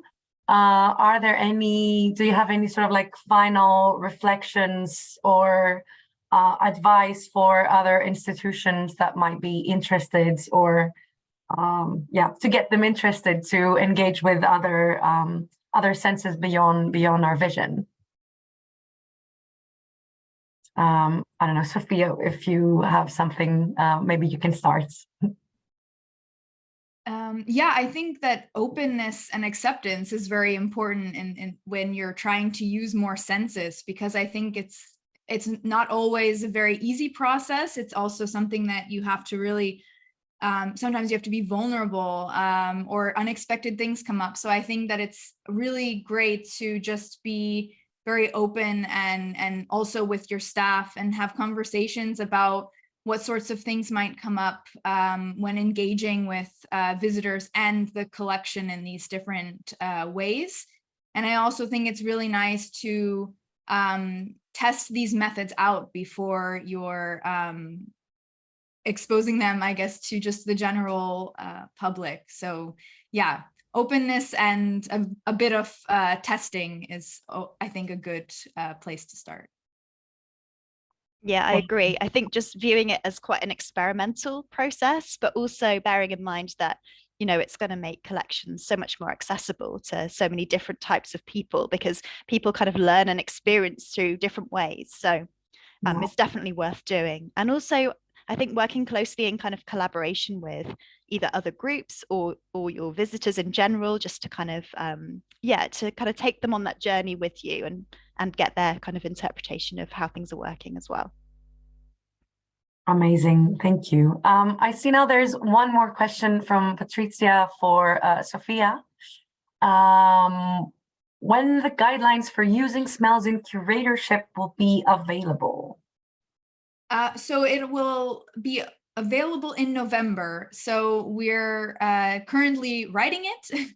And then Odoropa, the Odoropa project is actually over at the end of this year. So we've been going for 3 years now. And so we're in our final year. We're all kind of putting together all of our outcomes now. And the Olfactory Storytelling Toolkit is one of those outcomes. So it'll be available in November. And feel free to sign up for the Odoropa network on the website. I think that the website was linked in the chat, but I can also put it there again. And then you can get the newsletter and know more information about when things are happening. Great. So if there aren't any more questions, I would like to thank you both for joining us today in this really interesting session. I hope we get to do more of these multi-sensory sessions and like continue this conversation really about engaging all of our senses in the museum experience. And without further ado, I will hand over to my colleague Alex, who will present a session on LGBTQ+ stories and why we need them, and also introduce our first online creative residency. Over to you, Alex. Thank you. Hello, everyone. I hope you had a nice second day of our festival. So this session is about LGBTQ+ stories and heritage. And we, of course, believe that our society should be represented in cultural heritage collections and stories we share. But this is not always the case. We are aware that it's a problem at Europeana. At the end of this session, I will tell about the steps we take to change it. But it's also an issue with visibility of people, organizations who actually are doing this work. So this session is a chance to get to know and discover LGBTQ+ collections and explore them and hopefully use in more stories and get inspired for creating more activities. My name is Aleksandra Strzelichowska. I'm a senior marketing specialist at Europeana. I am a white woman with brown straight hair. I am wearing a mint color top. And my guests today are Orla Egan, who is a queer archival activist and a founder and CEO of the Cork LGBT Archive. The guest posts from this archive are available on Europeana, so if you would like to take a read, go for it. Orla is also an author, curator, and a documentary film director. And after her presentation, I'll invite Lonneke and Michel from ILIA LGBTI Heritage in Amsterdam, who will tell us about their work in one of the oldest LGBTQI heritage archives in Europe. So the floor is yours, Orla. Thank you. Great, thank you very much. I'm really excited to talk with you this morning about animating the archive and talk about the Cork LGBT Archive, and I suppose very much around that whole ways in which we can bring history to life and make it more engaging for people. So I created the Cork LGBT Archive because I knew that there was this really rich history of LGBT activism and community development in Cork, but that it was a hidden history. And I wanted to bring that history to light. So I set up the Cork LGBT Archive to gather and preserve and share this history and to give voice to unheard voices. And I suppose for me, another kind of thing that was really important was to move away from our tendency to just focus on the history of what happens in capital cities, whether that's New York or London or Dublin, and actually look at the fact that our history happens all around the country and that a lot of the first of LGBT activism in Ireland happened in Cork. So it's very much a focus on Cork activities. But for me, it was also really important to focus on the LGBT community as agents of change and to recognize and acknowledge the work that was done in challenging how LGBT people were perceived in society and challenging, the prevailing notions that we were sick and sinners and criminals. And also providing really important community spaces and services for the community, and spaces for people to gather and to socialize together. And through the work of those activists in the 1970s, 1980s, 1990s onwards, they changed the lived experience of Cork LGBT people and provided the foundation that led to a lot of the more recent legislative changes around decriminalisation and marriage equality. So I think it's important to recognise that early work where people were really brave and demanded equality and respect.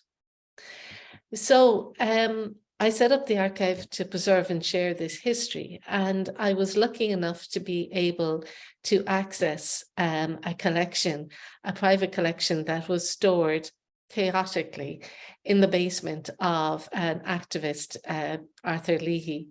So it was an amazing collection, but as you can see, it was chaotic, disorganized, and also a lot of the material was becoming damaged.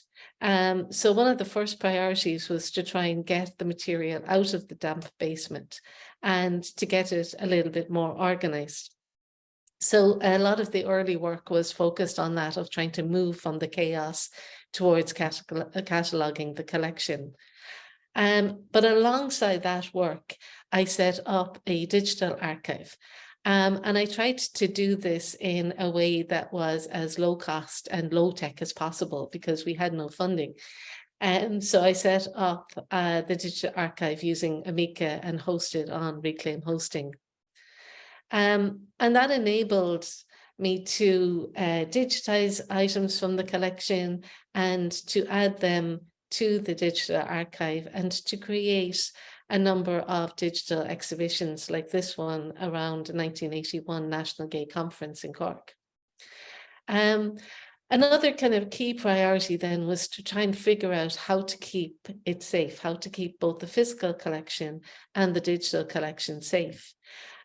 So after some years, we made an arrangement with the Cork Public Museum that they would take the physical collection, that they would keep it safe, and that they would work on finishing the job of sorting and cataloguing the collection and facilitate access to the physical collection.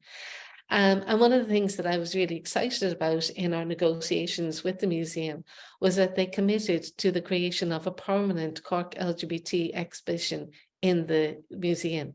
And one of the things that the museum's been doing in recent years is moving beyond kind of, traditional concepts about what is important to display in terms of Cork history and heritage, and including other groups that would have been excluded in the past. So there's a permanent Irish Traveller exhibition in the museum. There's a permanent Jewish exhibition in the museum, and there's this commitment to create a permanent LGBT exhibition there. And then in terms of the digital collection, it was really important to ensure its long-term preservation. And we didn't really have the resources to do that. So we're really delighted when the Digital Repository of Ireland ran a community archive scheme, and the Cork LGBT Archive won the inaugural community archive scheme. So that enabled us to add our collection to the Digital Repository of Ireland, and that facilitated long-term digital preservation and greater access and greater visibility to our collection. Now, to date, only a tiny fraction of our collection has been added to DRI, so we're working on increasing that, but it's really important to have it there. And then through the DRI, our collection was added to Europeana, and I think again that's really important for us in terms of visibility, but I think it's also important, and I think Alex was referring to that, about queering Europeana, adding queer material to Europeana. And I think, when we added our collection, it increased the amount of LGBT material that was available in Europeana.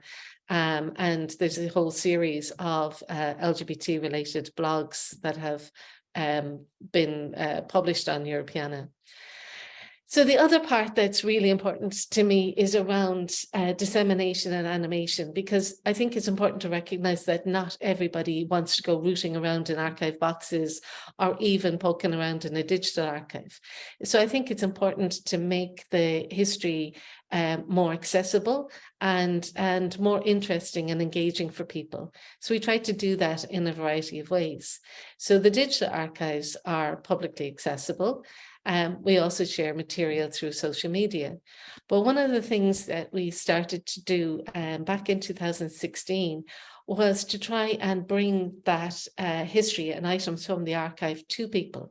So we created this Cork LGBT Archive exhibition in a community art centre in 2016.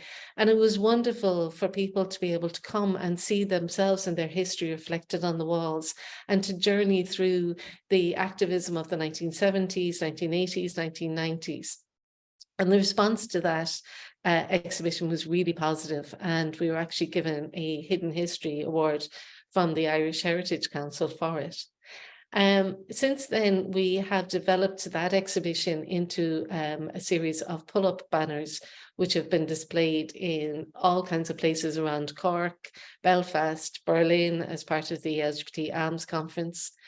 And then we've created a second exhibition a couple of years ago, which is called the Cork Queeros exhibition. And this is a photography exhibition of, I think, around 45 members of the Cork LGBT community, ranging in age, and also in terms of how people identify. And you have artists and athletes and activists. And I think one of the hopes with Cork Queeros was that people who came to see the exhibition would see themselves reflected in it, and at least find one person that they felt reflected them and their experience, and also to show people the diversity of the community and how colourful and fabulous we are. And then there's also been a couple of publications. So the Queer Republic of Cork traces the history of the community through the 1970s to 1990s. And there's a lot of material, visual material in this as well. So, you know, it's not just dense academic tome. It's written in a very accessible style and with lots of images. I tend to go to a lot of places to talk about the archive and the history. We also have a film that we made in 2005, which is an LGBT kind of walking tour of Cork. And I've brought that to various kind of conferences and events around Ireland, in Manchester, and Budapest. And then I wrote a short play that's called Leaside Lesies, which again is kind of highlighting key moments in the development of the lesbian community. And this was performed by the local lesbian theatre group. And here the picture is of them at the opening of an LGBT history festival in Cork. Also kind of tried to share information about how I set up the archive with other organizations who are trying to do similar work. And then the other way of really bringing the history to life is through walking tours. So I lead walking tours around Cork City. I'm like the Pied Piper, being kind of followed by a gang of people. But it's really talking about the places and the history of the spaces. And so often people are saying that they didn't know any of this history about their own city, the city that they live in, and these places that they pass every day. So it's really important in preserving that history. During COVID, we kind of changed that into an interactive tour with where we put plaques on buildings with QR codes that linked to exhibits on the digital archive. Unfortunately, a lot of those have been pulled down, so we're trying to replace them at the moment. They also have done kind of, you know, podcasts, online interviews, again, trying to make the history accessible. And then I directed a film which is called I'm Here, I'm Home, I'm Happy. And this film is showing a glimpse into the lives of some LGBT people in Cork in the 70s and 80s. And for me, it is a very deliberately positive film. It's not focusing on the prejudice and the criminalization and the discrimination so much. It's focusing on what happens when you find your community, when you find your tribe, and the difference that that made to people's lives. And this year we're working on a new documentary, which is marking the fact that it's 40 years since Loafers Bar opened in Cork, and Loafers was one of the longest running gay bars in Ireland. It ran from 1983 to 2015. A lot of this work has been acknowledged, which has been lovely in terms of various awards. But I think a key problem is the fact that we have no core funding. So most of the work that's done with the archive is done on a voluntary basis. We do get some Heritage Council funding, but it's always for very specific purposes and very short term. So I think, you know, there are issues around long-term funding and sustainability for projects like this, that they shouldn't just be relying on the passion and commitment of volunteers. And then very briefly, I just want to mention the latest book, Diary of an Activist, which is a intergenerational lesbian collaboration between myself and a young lesbian artist, Megan Luddy O'Leary. And it traces activism in Cork, using my own story as an activist to kind of understand how activism happened, what the kind of key issues were, but also kind of looking at the spaces like the Key Co-op, which was such a hive of political activism in Cork in the 1980s, and Loafers Bar and what that kind of meant to the community. But also looking at how did activism happen in an era where we didn't have mobile phones or computers or social media. So, you know, telling a story of how did we produce a newsletter and the kind of very physical process of that, which ended up with pages being hand drawn and pegged to a clothesline across the room. So very much trying to explain that whole process. A lot of lesbian activism, lesbian socializing, lesbian kisses, and this is the LGBT Community Centre. And then kind of also talking about the whole process of becoming involved in LGBT history and creating the archive and what that meant.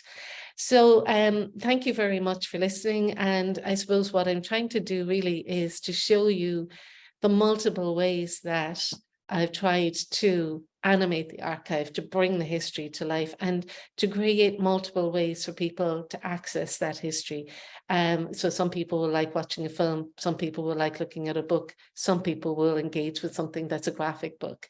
So, you know, it's all about making it accessible. Thank you very much. Thank you so much for this, Orla. This was brilliant. So many activities, so much information, so much step-by-step kind of inspiration for hopefully other organizations who would like to do the same. And after seeing those couple of pages, I really want to read your book. So I will, because I am a book kind of person. So thank you very much. If you have questions for Orla, use the Q&A section. We'll have a couple of minutes at the end. Otherwise, you can get an answer after the session. And passing to our other presenters of today, I would like to invite Lonneke and Michel. Lonneke is director of ILIA LGBTQI Heritage. She's one of the founders of Network Queering, and she specialized in professionalization and increasing the visibility of LGBTQI plus collections. Michel is a freelance communications officer at ILIA, and he will show us ILIA's website and social media. Welcome, the floor is yours. Thank you very much, Alexandra. Thank you, Orla. It was impressive and nice to see you again. Thank you for the invitation. And I like to give you a very short introduction on ILIA. And my name is Lonneke van den Hoonaert, and I am the managing director of ILIA, LGBTQI plus Heritage. We collect information about the LGBTQI plus people and make it available to the public.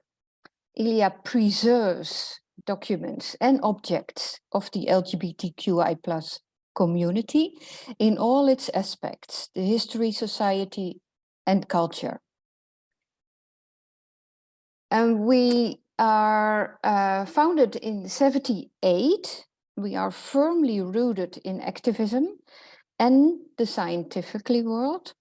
The organization originated from a merger in 1999 of the Gay Documentation Center, founded in 78, and 2 lesbian archives.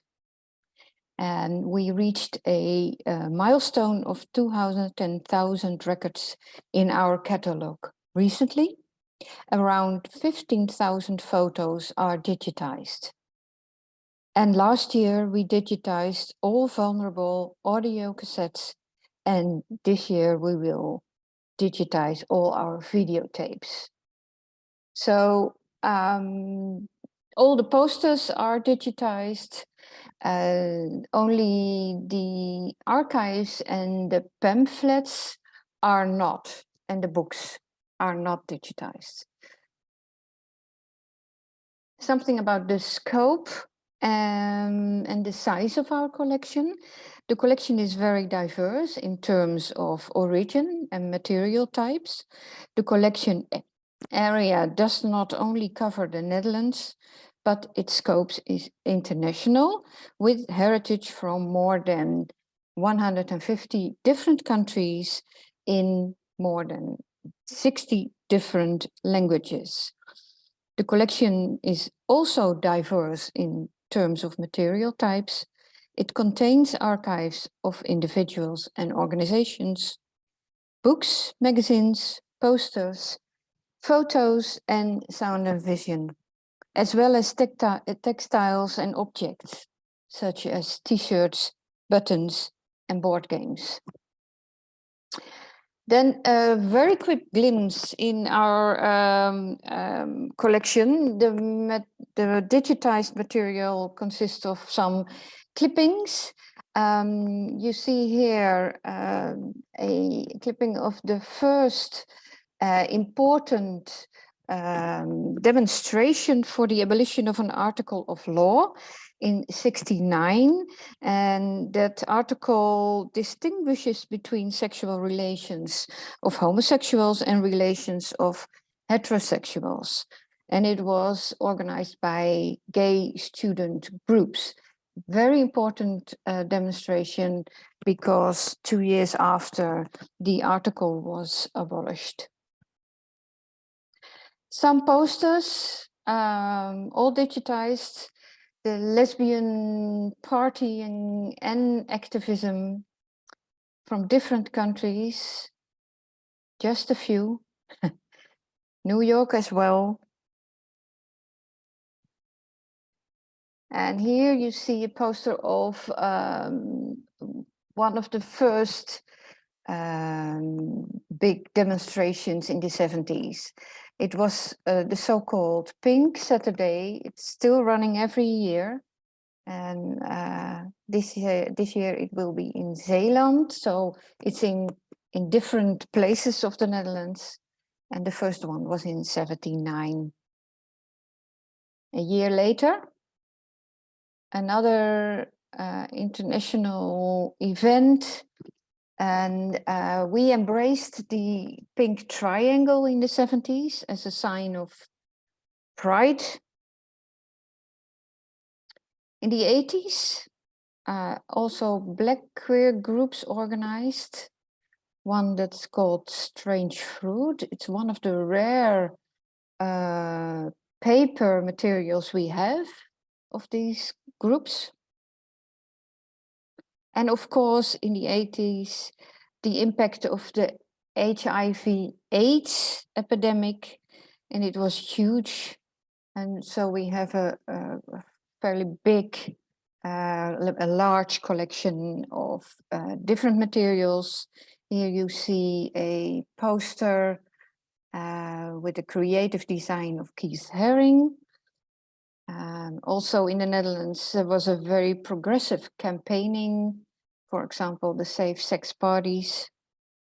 And of course, the international movement ACT UP, also different languages available.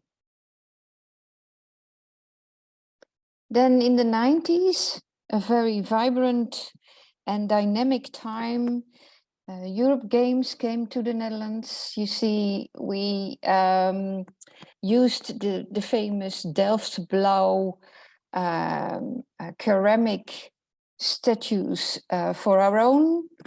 And after the Euro Games, we have these Gay Games, a big event, and it's almost 25 years ago now. So we have a memory site online. During this time, during the Gay Games, we have a living mascot.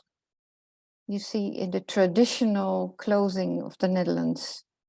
And recently we acquired the costume of this mascot called Vrouw Antje. International queer events, also posters, London, the Baltic Pride, and of course, humor in our community is also very important. For example, the weather forecast. A warm lesbian front is spreading across the Netherlands. I think it's from the 70s. A lot of humor then. Germany and one of Vienna. It's just a few. We don't have much time. But also our photo collection. I think it's roughly started in the 70s. Before that, we have very few photos. And this is one of the big demonstration in 77, what we call now the first Pride, organized by lesbian women. Also a picture of this one first Pink Saturday.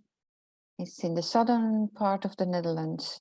It was also very, very big.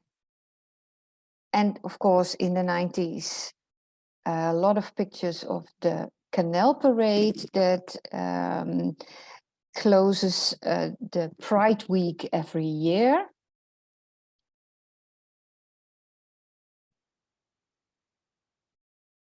And now a very recent part of our collection is a photo collection of the Black Queer and Trans Resistance that organizes a demonstration in 2020. Some other objects, of course, in our collection. This is a special story of the owl. It's a lamp. It's about 20 centimeters. And around the 1920s, gay-friendly bars featured this lamp on the bar. It was in the shape of an owl with lights in the eyes. When the plainclothes police entered, the visitors didn't know it was police, but the bartender did know because of experience. And the bartender would turn on the light, so the visitors were warned and they adjust their behavior, so not dancing with each other, and prevented themselves from being arrested. Our button collection is all digitized as well. Michelle will show you more online. But also bags. We have a lot of tote bags. This is one other kind of bag, also photographed. And a lot of small things like pens and matches and lighters that also tells our story. And we make exhibitions with them, but they're all sometimes on loan for exhibitions in other places like museums. At last, I'd like to show you a website that tells our story in 100 stories. It's easy to use for example, educational purposes. It's nice to see, I think, and we expand the stories as well. So I realize it was very quick, but I hope Michelle can give you some more insight in how we show it online. Thank you very much.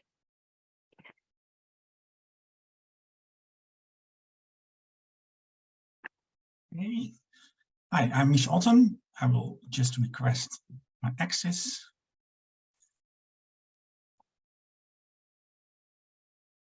And I think I've got the trouble for it or not.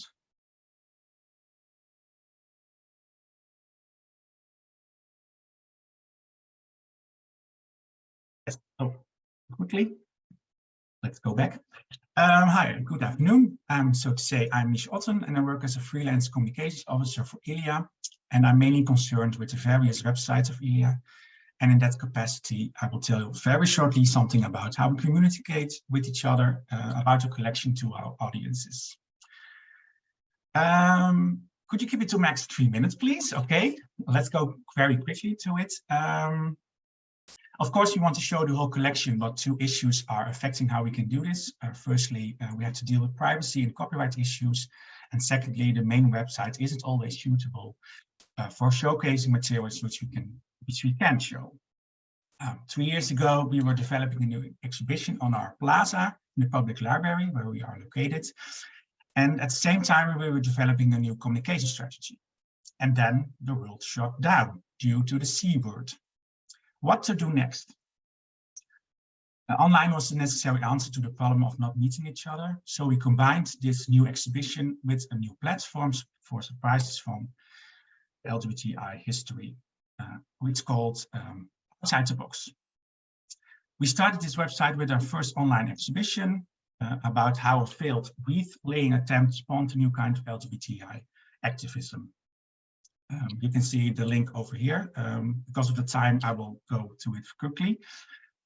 From then, our website, Outside the Box, can be used as an addition to our expositions or used as an endless space for discovering LGBTI material.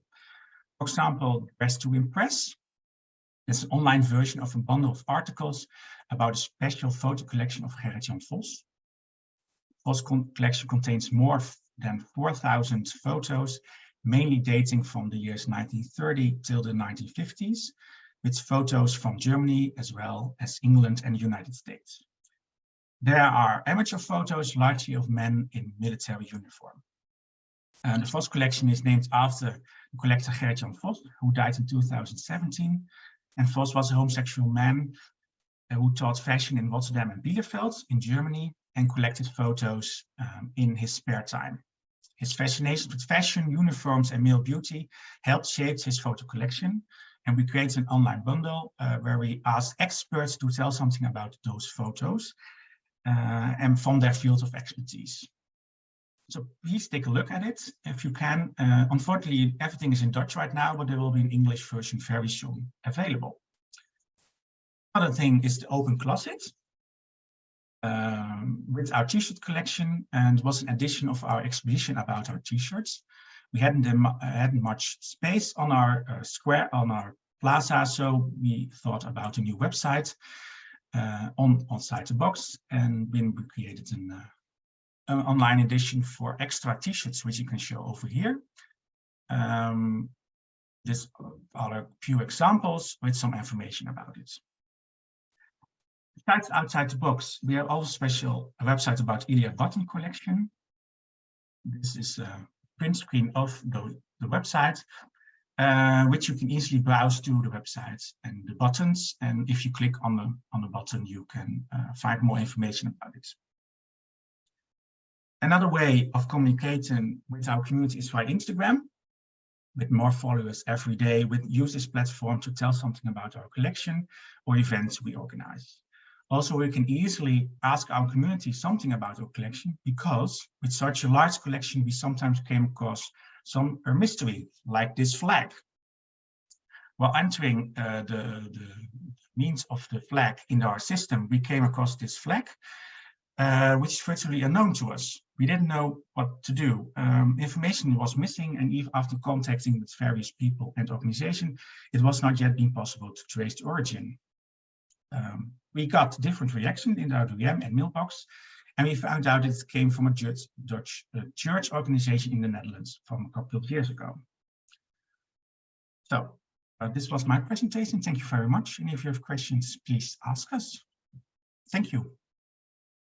Thank you both, and thank you, Orla. Great collections, a lot to discover.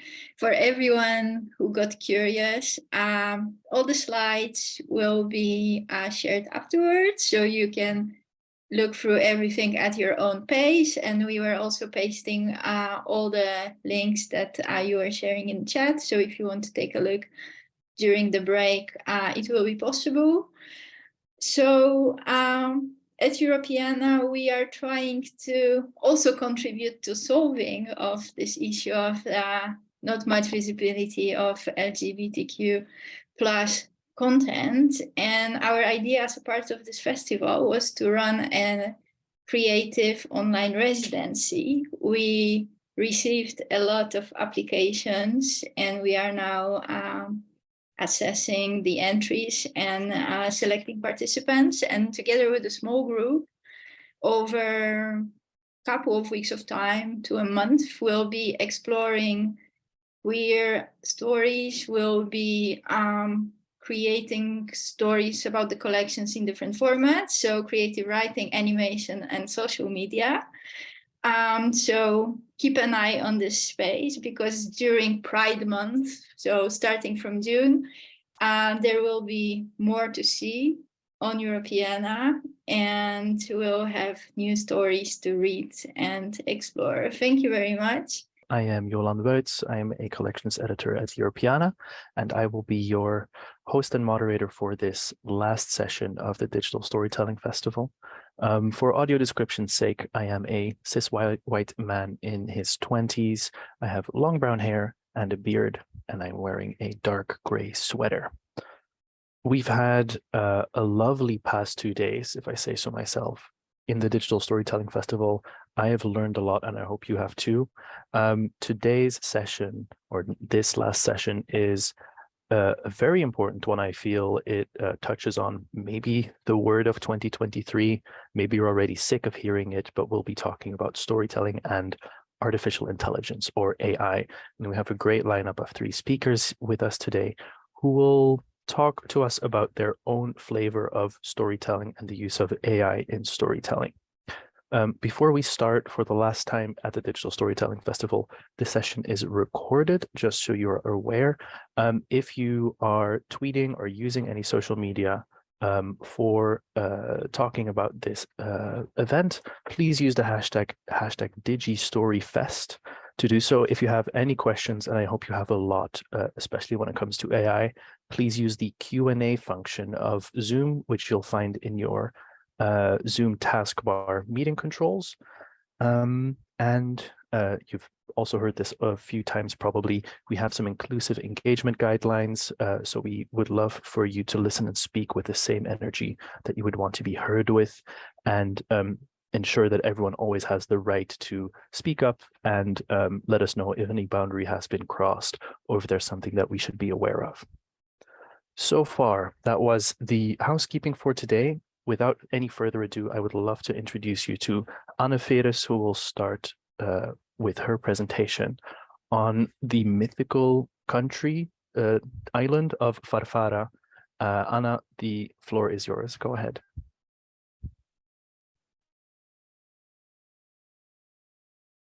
Thank you for the introduction.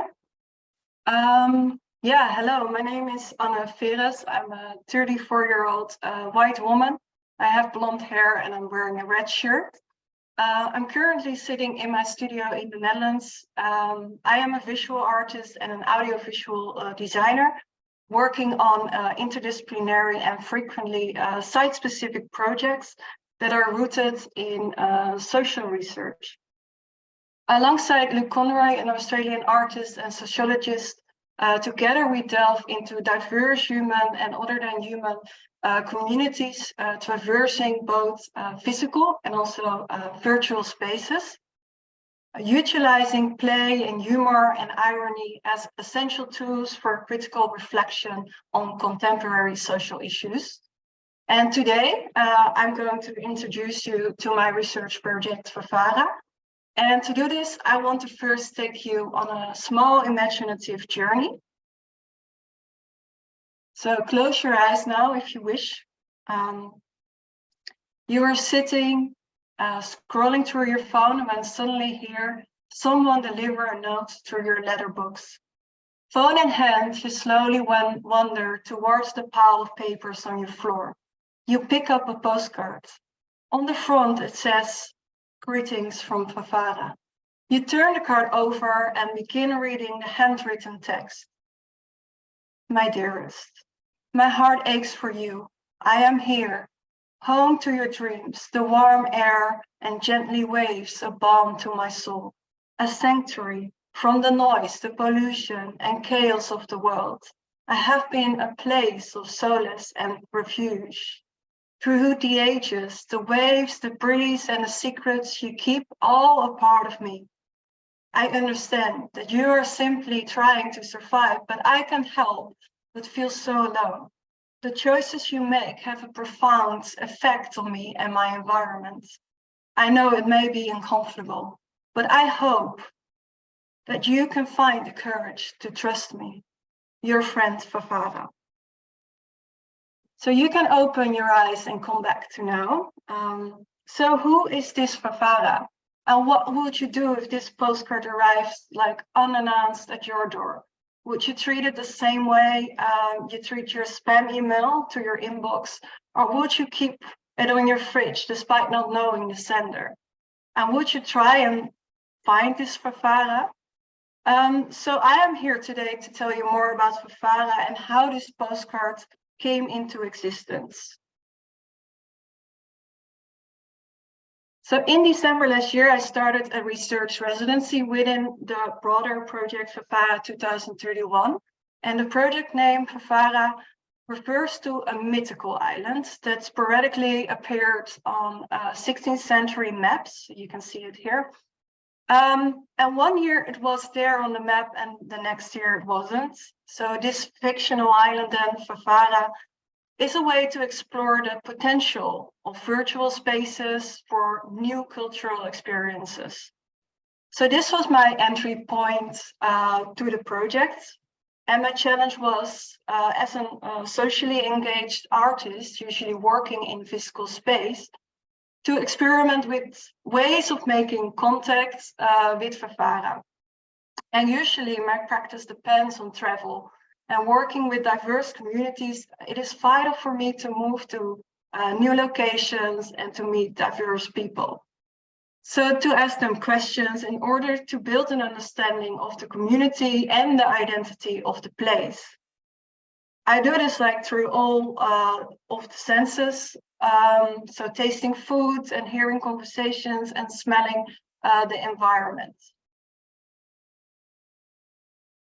So how would I make contact with Vervara? Something virtual, something both existing and not existing all at once. So seeking to uncover what a place of Vervara might be, I began with the following guiding questions. So what does community-based art practice in virtual space look like? And how do you define the boundaries of a community online? And who are the residents in virtual space? And does it include the other than human? So sitting on this topic for a while, it became clear to me that exploring a community without having the stories, the images, the traditions, the hope, the annoyances and dreams, that I felt disconnected. And coming from a background in documentary film, it was like these elements which make a place. So in order to make the place of Vervara, I turn to AI. And for me, working in a community is always about co-creation. So my interactions with AI, therefore, followed the same path. And I would ask things of the AI, it would leave an impression and provide answers, which I will then dig deeper into. So to speculate what the community of Fafara might look like, I began talking to an AI tool. At first I was curious, like, I asked what exactly does an average citizen of Fafara look like? And without hesitation, the AI tool quickly replied, it's an indigenous person who speaks a dialect of the Fafarian language and has a light brown skin tone with black or brown hair and brown eyes. And what do they wear, I asked. After thinking a bit longer, they replied, they're dressed in traditional Fafarian clothing. I paused and they offered no more information. So I asked, and what does this look like exactly, I asked. And they replied, brightly colored tuniques and draped skirts. They also often wear jewelry made of gold and silver, as well necklaces and bracelets of colorful beads. Yeah, and finally I felt a connection. So writing all these notes down as we spoke, I collected a description of a Bavarian resident. And then I visited a new AI text-to-image tool and turned these descriptions into images. And finally, I was looking at the Bavarian in the eyes. So through AI, they became more real. And perhaps now you feel also more connected to them. Yeah, an outcome of this project was the creation of a postcard. And this was inspired by my initial feelings of being a resident in virtual space. So where my connection to Fafara was through a screen, this created a distance to my subject, which is something I want to avoid in my work. So my response was to experiment with a way to create a more seemingly and personal and warm and thoughtful relationship with my subject Fafara. And what is more personal than a handwritten postcard? Something increasingly rare but special. And how might my relationship with Fafara change if rather than reading about a place on a screen, this place wrote to me via a postcard? So I spent time exploring ways to create postcards that were inspired by the digital realm, but presented in an analog context. So this was a long process of collaborating with various AI tools to generate the text, the images, the unique handwriting, and a stamp for the postcard. And my aim was to blur the boundaries between the real and imagined, and challenging the notion that technology and digital spaces are cold or purely rational.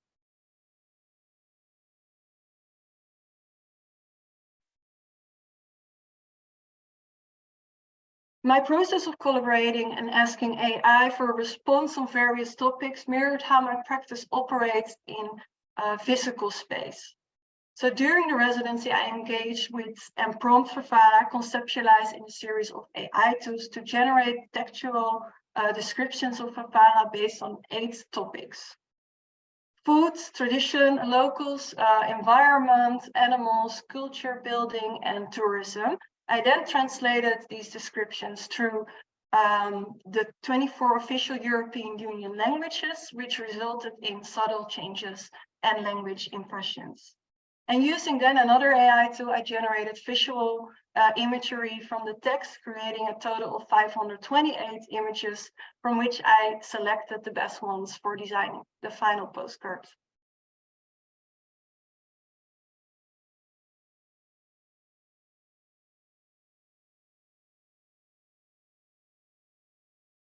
I just tried to get out.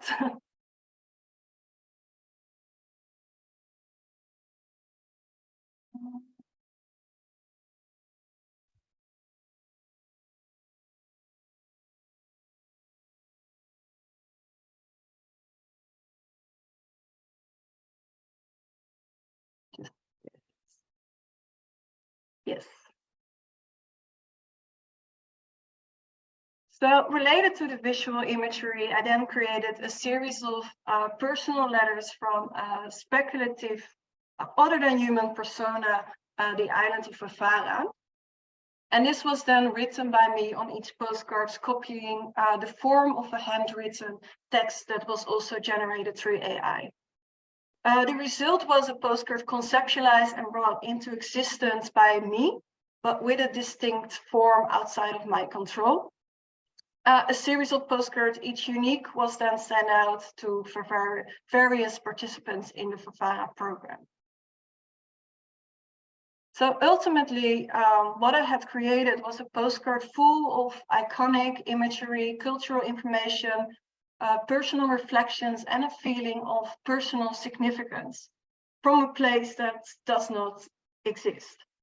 But for me, this reflection and action made Fafara more tangible and impactful. So existing outside of the digital realm in a way that fully relies on digital technologies. So, of course, further impact of this creation for those who received a postcard is not necessarily known to me, but I hope that through receiving these personal postcards, a whole series of new reflections and relationships to Fafara could be formed. And my work was only one perspective on Fafara and what it could be. But such subjectivity is apparent in all community projects I undertake. So alongside these postcards, I also experimented with various other ways to explore the blurring the virtual and physical experiences, the warmth or coldness of technology, and the importance of sensuous experiences in virtual space. And this included such practices as creating a recipe generated through AI that were the Fafara fish fritters, formulated through inputting all of my research information into ChatGPT and asking it to speculate upon traditional dishes from the island. And this was a really interesting experience where digital technology directly informed and impacted my sensuous understanding of a place in new ways. So with prompting the AI text-to-image tool, with prompting the name and the recipe instructions of the Fafara Island fish fritters, these images were then created. But then in my physical space, my kitchen, these fish fritters looked quite different. And the taste was definitely not amazing. But if you want to know how this dish looks after creating it with instructions by AI, please scan the QR code and watch the video of the creation process later on. And what I would like to say in conclusion is that this research project was a really exciting journey, and that allowed me to experiment with the boundaries between virtuality, artificial intelligence, and artistic practice. And for me, this has opened new doors for further reflection and exploration of these questions and the use of such approaches in future projects. For more information about my practice and other projects, you can check my website and social media. Thank you. Lovely. Thank you so much, Anna. I would want to taste these fish fritters, but if you say they weren't that good, then I might skip them as well. Before we move on, actually try. Okay. There is one question in the Q&A that I would want to ask you before we move on, which is from Xilla, who asks specifically, which AI tools did you use to generate the postcards? Okay, there were a few. For the text descriptions, this was ChatGPT. I worked with the Stable Diffusion for the images, and I worked for the handwritten text with Calligrapher AI tool, and with DALL-E, the OpenAI tool. Great. So ChatGPT, Stable Diffusion, and DALL-E mostly. Yeah, a mix of them all. Great. Thank you so much. I will move on to the next speaker for now. I see in chat that the QR code isn't working currently, so maybe if you can paste a working link in chat, if people want to see that video, that would be great. Thanks, Anna. Moving on to even more artificial intelligence storytelling. Creative storytelling with the help of AI art is our next topic, and we have Liv Shadrin from AI Art Academy to bring us on her journey through Siberia. Liv, the floor is yours. Go ahead. Hi, everyone. I'm very happy to be here, and thanks for having me. Yes, I'm Liv, and I'm a media and press professional from Berlin. I used to publish a travel magazine in my 20s, and now I'm working in a political communication, but travel through the eye of AI art. And today I would love to talk to you about creative storytelling with the help of AI art. Just a quick note, I have a cold and my voice is very low, so please bear with me. So before starting our workshop, I want to tell you a quick story. Once upon a time in Siberia, there lived Hilda, a young woman, a member of a former royal family. She was born and raised on a bear farm and lived there with her parents and her 6 sisters and a herd of 33 domesticated bears. In the last century, Hilda survived a bunch of communist, capitalist, and some other revolutions, and now she's sharing her life story and experiences and wisdom on Instagram. So you might have noticed that Hilda is not a real person, but a fictional character. She came into my artistic life just about 3 months ago when I first was starting using an AI art tool called Midjourney. And she became very quickly the main character of a story that I wanted to tell. And most importantly, she started to co-create her life story with me. And in today's workshop, you will learn how to use AI art, creating your own stories. But before that, let me explain how you could use AI art for your writing. So you maybe think that AI art is only for visual artists like photographers, illustrators, or graphic designers. But I think it can be very, very helpful for art writers and text artists and marketers as well. AI art can help you, for example, generate images of your characters or scenes, so you will be able to create more detailed and vivid descriptions of your story. It will also help you to identify personality traits and deepen the bond with your characters. It can lead to new ideas. When you put your characters into different settings, you will definitely be able to know more about your plot and kind of communicate with AI to have new ideas. And last but not least, I think AI art can really help you to find your unique voice just by experimenting with different styles and techniques, and just develop your unique kind of take on your story.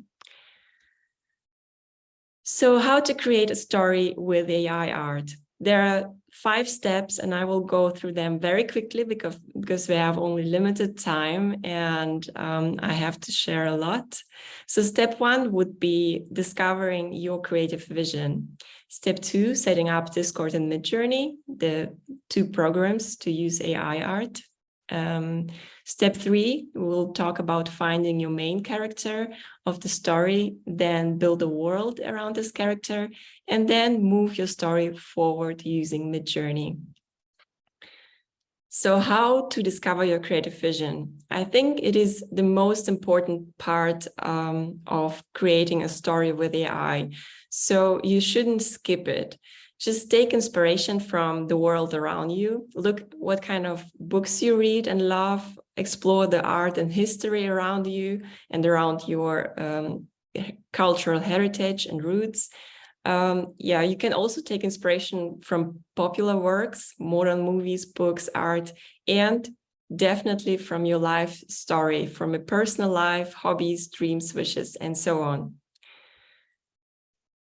This is a short glimpse of my creative vision map that I created. And as you see on the right side, there are my cultural roots like Russian fairy tales and the history of the Romanovs, which I'm very interested in. Also books by Lev Tolstoy, for example. On the left side, you see the works that I admire nowadays, like the movies by Wes Anderson, or novels by Donna Tartt, which is an amazing writer. And in the center of the vision map, you see my personal life. I'm a passionate flower gardener. I love colors. I have 2 pets who are hilarious and give me a lot of inspiration. And I'm a big fan of winter, which is why my story is playing in Siberia. So how to set up Discord in Midjourney? I will not go in detail through this process because it's very simple. I just provide you with the links. You will need Midjourney, the service that is used to create AI art, and also to sign up for the Discord server. It is basically a server, a chat platform that Midjourney uses for providing this service. After you joined Midjourney and a newbies channel inside the Discord server, you will be able to write your first prompt. So I'm sure you all have heard about prompting, and it is actually just a way to talk for talking to AI. And to create your first prompt inside Midjourney, you use the command /imagine, and then you just put your words of what you want to see on the screen. A very basic prompt would be imagine, and then you put who doing what, where, and when. For example, imagine 2 men baking a cake in, let's say, Mongolia in 1910s. And that's a very basic prompt, and I would suggest to you to just start this way and add some extra parameters later. So step 3 would be to find your main character of a story. How do you do this? Take a look at your vision map that we created before and just type simple words, what you see on the prompt, into your first prompt. My first prompt was imagine bears during snowy winter in Siberia. I'm not even sure it's grammatically correct, but Midjourney doesn't care about that. So you just put a simple sentence and see what you will get on the screen. In the next step, you would ask for a particular person in this scenery. I asked Midjourney for imagine a woman with a bear in winter in Siberia. And the next step would be to change the characteristics like age, or let's say color of the hair. And I ask, imagine an old woman with pink bear in Siberia in winter. So just to give you an idea how it works, I show you my starting point. You see it on the upper left side. I got this image of a woman that she caught my attention. I knew that I really want to know more about her. And this was my starting point, and then I started to tweak it. Like I asked Midjourney to show me a younger version of this woman. I asked for a little girl, and then I kind of it progressed into younger Hilda, age 16, and I asked for a pregnant woman and for an old woman.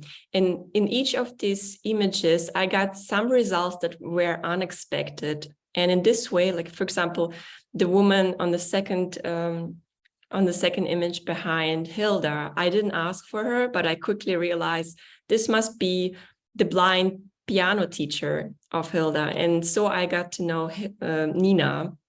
Yeah, and also if you look at the picture with the old Hilda, you see a very tiny bear compared to a big bear in our initial starting point picture. And this is where I realized that actually the bears, when they're getting over 100 years old, they start to shrink, which is a little bit sad, but also funny. So this is how basically AI talks to you and moves your story and your character forward. Basically, in the same way you would build a world around this character too, you would ask Midjourney you would take the character's environment and start to create different persons around this character. I asked, for example, for a father holding a baby in winter in Siberia. And then think of siblings and friends and create more images of same-age persons. For example, imagine a group of children with bears in Siberia. Then also consider pets, home, and hobbies of your character that you would like to see on the screen. And this is how building Hilda's world went for me. It started with her father, here on left, upper left, and went through mother, grandmother, aunt, and ancestors, which were centuries ago in Hilda's history. I also created her sisters, like she has a twin sister, and there are 6 more sisters, and each sister had a bear. It was like very clear for me in the beginning because all of this bear were appearing on the screen. And each bear has also a very sad story. For example, this bear appeared to be very depressive, and there's a funny story behind this bear too. So yeah, and last but not least, you can use Midjourney also to move your story forward. So take your main character's environment and start create different locations that would belong in this world. I asked a Midjourney to create an Orthodox church in Siberia. And then we went to working environments and daily life of my character and various activities around my character. For example, a group of men chopping wood. This is what you would do in Siberia because it's cold and yeah, you need wood for fire. And then expand your character's interest by thinking just out of the box. Take their hobbies and unusual activities and just get to know your character better and better. And you will see by doing so, you will just learn more about the story and you kind of start to communicate with Midjourney. And just to give you an example, I asked for men who chopped wood, and then magically there was a powder, this pink powder that appeared on the screen, and this powder sparked a whole story, the whole plot line around Hilda and her father, who used this coral powder to create kind of a magic soap. And you see there's a soap factory and alchemists and soap factory workers.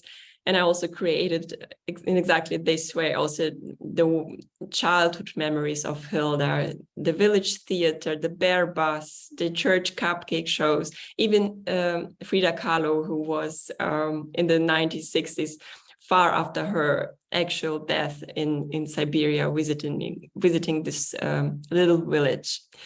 So yeah, you see, you can have a lot of fun with AI and Midjourney, just creating your own world and expanding it like every day, each picture and every day further and further. So what's next? As soon as you know your world, I would suggest to you just go further. Just open a new chapter. This is what happens for me right now. Hilda will Hilda will leave Siberia soon because it's 1917, I think, in Siberia now in my story. And it's a very bad place for royal person to be in Russia. So they will leave soon to India. And I'm very excited about this new chapter. So yeah, just move forward and don't forget to have fun along the way. I think it will be a very helpful tool for you to kind of make your story rich and creative and also fun. Thanks so much for watching, and to stay in touch, make sure to visit my website if you want to learn more about Midjourney, or say hi over on Instagram. Hilda and I will definitely be very happy to see you there. Thank you. Thanks so much, Liv. This is wonderful. I've seen a lot of praise for the I clearly see the Wes Anderson inspired art that you're creating. Before we move on, I think I have a question I want to pose to you. So I mean, I'm already invested in Hilda's story now. Do we follow along with her story on Instagram? Where do you do regular updates or publishing of your storytelling? How can we follow this, basically? Exactly. I use Hilda's account as the main hub for her story. on my website, it is not about Hilda, it's more about AI art and how you can use the tools, but definitely make sure to visit Hilda there. And it is not me who's talking there, it's Hilda, it's all her. Great. So you use your platform of AI Art Academy to help other people do storytelling and create their own stories using AI. Do you have any examples maybe of what other people have done with AI art and how you help them? No, that's very, very new. So I will be happy if you all join me so I can show your examples, but it is very new. As I mentioned before, I'm actually working in a different field, and it is a very fun little project along the way now with Hilda and AI art. Okay, great. I'm very much looking forward to seeing how you and other people then create amazing new stories together. Sure. Thank you so much, Liv. Thank you. We're moving on to our last speaker of the day, and then there's a bit more time before we wrap up. There might be some more questions. So if you have any questions in the meantime, please ask them in the Q&A section. We are having our last speaker, which is Max. Your colleague couldn't be with us today, I'm afraid, so you will just take the wheel. You are from Thunderboom or Thunderboom Records, talking about AI art in music. So Max, please go ahead. Thank you. Yeah, indeed, it's Thunderboom Records, which is also a AI-generated name already a few years ago. For the visual impaired, I'm a quite average-looking Dutch person, as I've heard, although a little bit less tall. I have blonde hair and a black beard and a green sweater and some paintings in the back. I'm indeed and I'm 32. That's maybe also good to mention. And indeed, I'm the founder of Thunderboom Records. We claim to be the world's first record label for robots, and so far nobody has denied our claim. So we'll just stick to it. We're actually not a traditional record label in the sense that we create virtual artists and AI tool for artists. We're actually a non-profit, and we want to make sure that new technology always benefits human creativity. So we want to make sure that everything we do with new technology, and especially artificial intelligence, will help creatives in the music industry to express themselves and be creative. Well, along the lines of my predecessors in this meeting. So we do that by creating our own virtual artists and explore how they can help human artists, for instance, on stage by putting them there as a hologram and co-performing with a human artist, or doing some kind of artist in residence with an artist that lives on social media, and see how a human artist can use that character to express themselves. And we also create our own AI tools, so generative AI tools, to see how we can put that to good use. And we all do this by our 3 core values that you see on the screen. So we want to make sure that all tools are complementary to the human creativity, so not a replacement or but something that you can use for your own good. We want to make sure that it's inclusive, so that everybody is able to use it, that it's not like really expensive or really complicated, but also that the data that we put in our systems is inclusive and represents as many people as we can. And of course, we also want it to be transparent, so no black boxes in development of our AI tools or virtual artists. So everything we do is open source and is published online. And on the background, you see one of our virtual artists, which is Phi, and it's the world's first fluid virtual artist. So Phi can change its appearance. It's actually a little bit of an extraterrestrial, which can always be recognized by the circle on its cheeks. Can I go to the next slide, or can you do that for me, Jolan? I'm not sure if I'm able to do it myself. Yes. So I want to tell a little bit more about Wave, which is one of our AI tools, an AI DJ system actually. Wave, of course, with AI in the name, a little bit cheesy, I'm aware of that. But on the background, you see a few instances where we use Wave in a live setting. Maybe you can go to the next slide again so that I can tell a little bit more about it. So Wave is an AI DJ system which is trained on heritage materials from the Netherlands Institute of Sound and Vision, which are more or less the national archives, national media archives. So what we do, we take the audio materials in these archives. So for instance, an archive with the city sounds of the city of Amsterdam.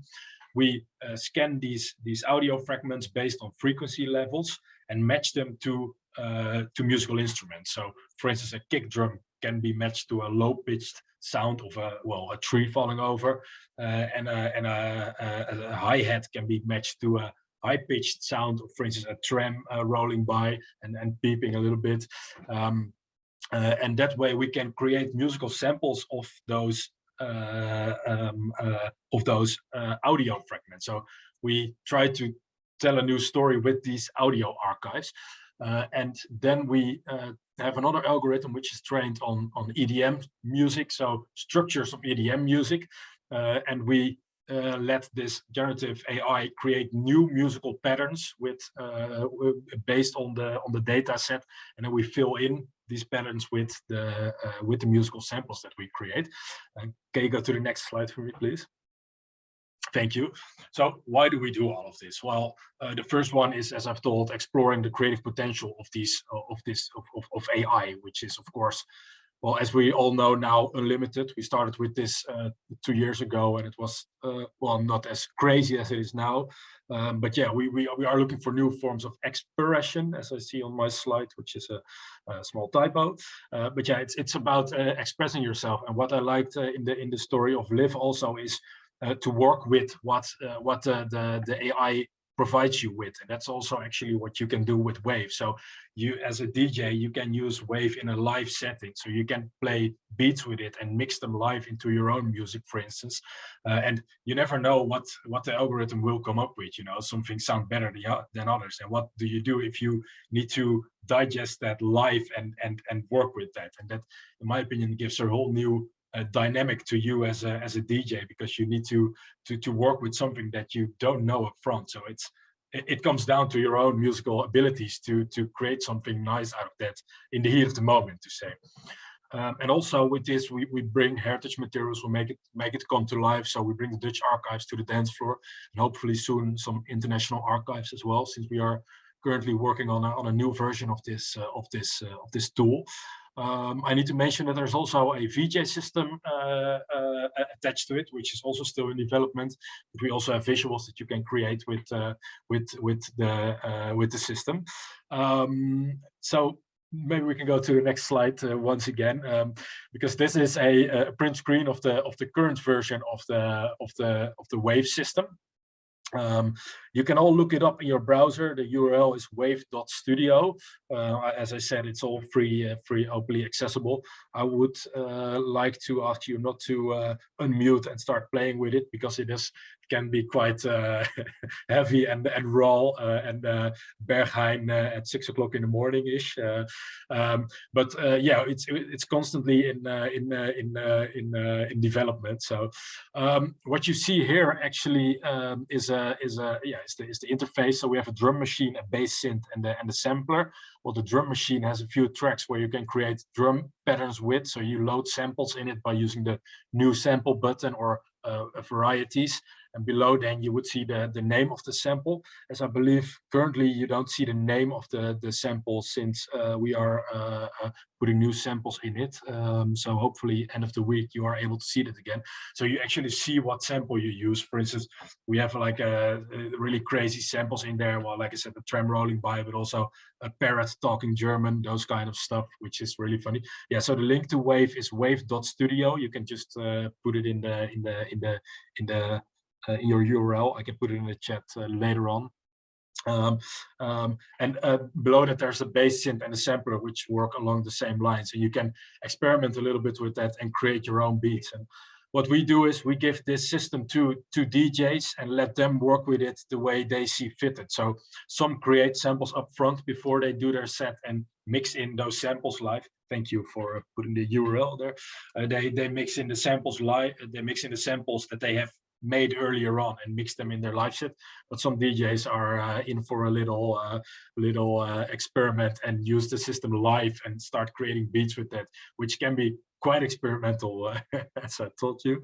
But we have done a few really fun events at the Amsterdam Dance event and Museum Night, and we have a few events coming up at some international festivals also. So yeah, it is a new way of storytelling. And as I said, in the new version of Wave, we are also trying to expand on the storytelling element by giving a little bit more insight in the data set that is behind it, so that you can pick actually a little bit, or that you can see a little bit more context that the samples have, and pick the samples that can work in a certain order, so that you can actually create a story with the accompanying sound. So the people that you play for as an artist hear a track that is based on a story that you have created with the metadata of the samples that are in this system.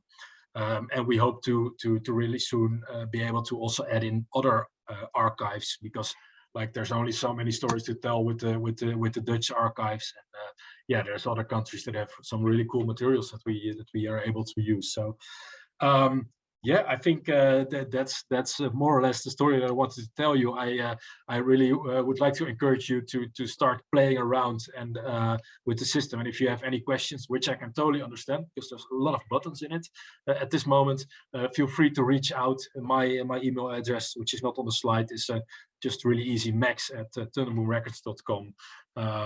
And other questions, of course, also always happy to answer. But so far, thank you for your attention.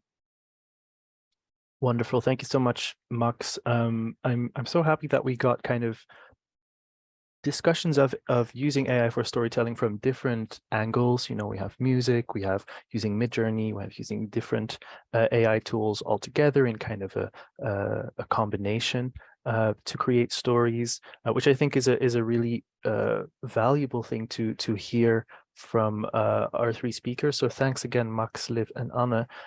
We have a little bit of time left. I had one question that I myself wanted to ask, but I see that in the Q&A, Jo has actually asked the exact same question. So I'd like to pose it basically to all three of you.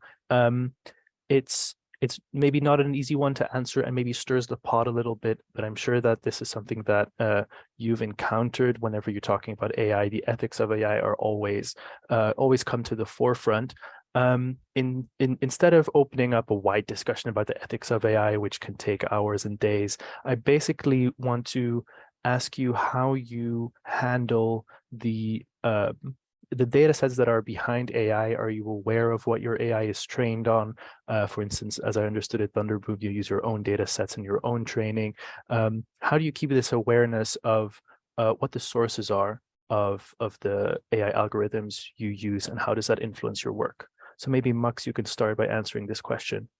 Yeah, sure. So, well, this is one of the main reasons that we started working with heritage materials, because it is public materials, and we know what to use and what to put in there. So that's an easy answer to the question, of course. But I think, like you just mentioned, a huge part of it is be aware of the biases that are in these systems. Don't take all the output for granted, because there might be a huge chance that if you ask for something random, you will get biased results that are, for instance, very much male-oriented or very much Western-oriented. And I think it's very important to be aware of these issues, and also in the way you provide the system with prompts, try to make them as diverse as possible, because or be aware at least of the bias and yeah, deal with that. But yeah, like don't just use it without knowing what it does and where the data comes from, because that's of course a different issue. Where does the data come from in the end, and is it copyrighted or not? Yeah, I think that's quite important. Like you say, Liv, you mentioned Wes Anderson as a huge source of inspiration. I think that's already very important, because you can recognize his style in your work. Yeah. Yeah, Liv, do you agree? Don't take the output for granted. Make sure you are aware of your bias. Absolutely. You should be aware, but let's be honest, you cannot control what Midjourney is trained on. It's just not inside of your hands. To be more precise on how you feed the, for example, Midjourney tool, you are able to use only your own photos. There is an option for that if you are if it's a sensitive topic for your creations. I would suggest, I did it. It was amazing. It was more of a photographic approach to it, but you can use your own illustrations. There's actually an artist whose name is Bonnie Tseng on Instagram. She's doing amazing work only with her works. And I think it's also a very good starting point for your own art, using prompts, but still be sure that you use only your creativity and not anybody else. But again, there's no way to make sure that Midjourney doesn't use any copyrighted content. It's just a big topic, and I think we will see a lot of discussions around it in the next months, years, decades, whatsoever. Thanks, Liv. So ideally, use your own trained data sets is what you're trying to say, I think. Anna, do you agree? Yes, absolutely. Yeah, for me, it's like absolutely only it's a tool. It's like I see AI more as like an assistant, and yeah, I see like really great potential, like for inspiring like creativity, like as inspiring like a thinking tool, a creation tool. But I see it not as like an output or something that's on itself.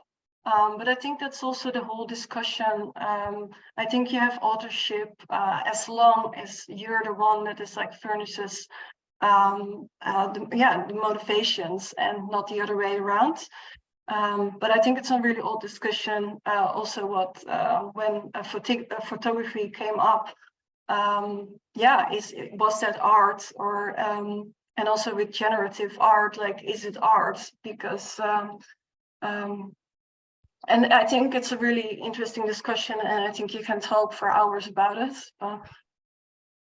For sure. Yeah, so to come back to Joe's question, which I admittedly posed a little bit less harsh, I think Joe really wanted to push on the issue of that the default AI data that you're looking at often uses or exploits content from creatives that didn't consent to have their data exploited. What I mostly hear from the three of you to resolve this issue is in an ideal world, you would use your own trained data that you know is ethically sourced, isn't biased, or has at least a bias that you're aware of, to make sure that we don't exploit content creators themselves. Liv, you've unmuted. Yeah, I think it's like Anna said, it's a very, very old discussion how art is created. And I think there's no original art at all in the world. Like, every art is influenced by some kind of other artists, other cultural things. And I think it's an important discussion. But like, I think a couple of years ago, there was even a book called Steal Like an Artist. And it's all about like just taking your inspiration and taking it to the next level. But I, of course, see the new mechanism behind it is really taking pictures of somebody else and turning it into new art. Absolutely. There's no way. I think not even lawyers, not historians can answer this question like right now at this moment correctly. It's just a development. We'll see where we'll go with that. Yeah, thank you. It's an interesting balance to try and find between what is stealing like an artist would and what is really exploitation.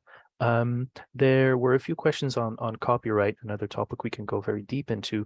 I think I mostly want to ask, what is the copyright that you yourself put on the works that you create? Maybe Liv, you can start. I don't sell my art. This is very important to me. For me, it is a fictional story that I use for sparking my imagination. I don't sell prints, although I could. Midjourney gives you the copyrights to use it as a commercial work. And you should know that Midjourney, for example, it's the only tool I can talk about, can use your art too, like to do whatever they want with it. So definitely you need to read all the the tiny text on the website to know what they do with your art. You are allowed to use it commercially, but I would never. So I never had a situation where I had to say like, this is art made by Liv Shadrin. Like, we'll see. I don't know how I will do it in the next years if I, for example, make an illustrated book of it. Like, I think I will see myself as an artist who created this story, but probably giving thanks to all of the artists who were involved of creating the roots of it or the origins. Yes, that's interesting. I had no idea that the art you create from Midjourney gets fed back into the algorithm. So you're part of the database in the end. Definitely. Anna, you created your work as part of a project. How do copyrights and right statements feed into that? I think what is really important for this research project was that actually the research was like totally open. So I also explained exactly which tools I used and for what reason.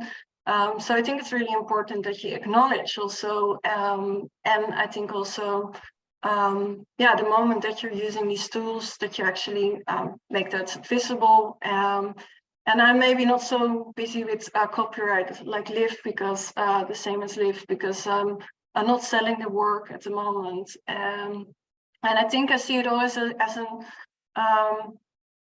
something I take a lot on board, and the end project, for example, the postcard, but I'm maybe not directly super anxious about someone taking the postcard. No, I see it also I see it really as a co-creation of me and AI, and a lot of like other research that is put in, and so I'm not thinking so much about copyright. Yeah, co-creation is a lovely word to kind of put this all together. Then lastly, Max, you have a company that is built around this use of AI. You use archival footage to create your work or to support your work. How does copyright work at Thunderboom Records? Well, like I said, everything is open source. You can do whatever you want with output that you create with Wave, for instance, and that's also the way we like to work.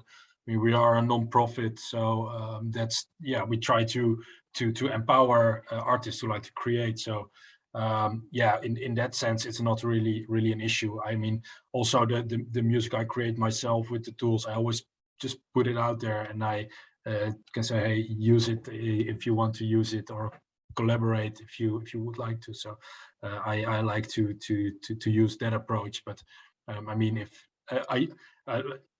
I'm not living from my creative output in a sense that I don't need to live from the music that I make. So if I would look different at it, definitely.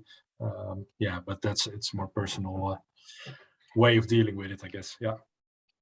For sure. So yeah, open source is a very important kind of tenet to hold on to in here. Yeah. Great.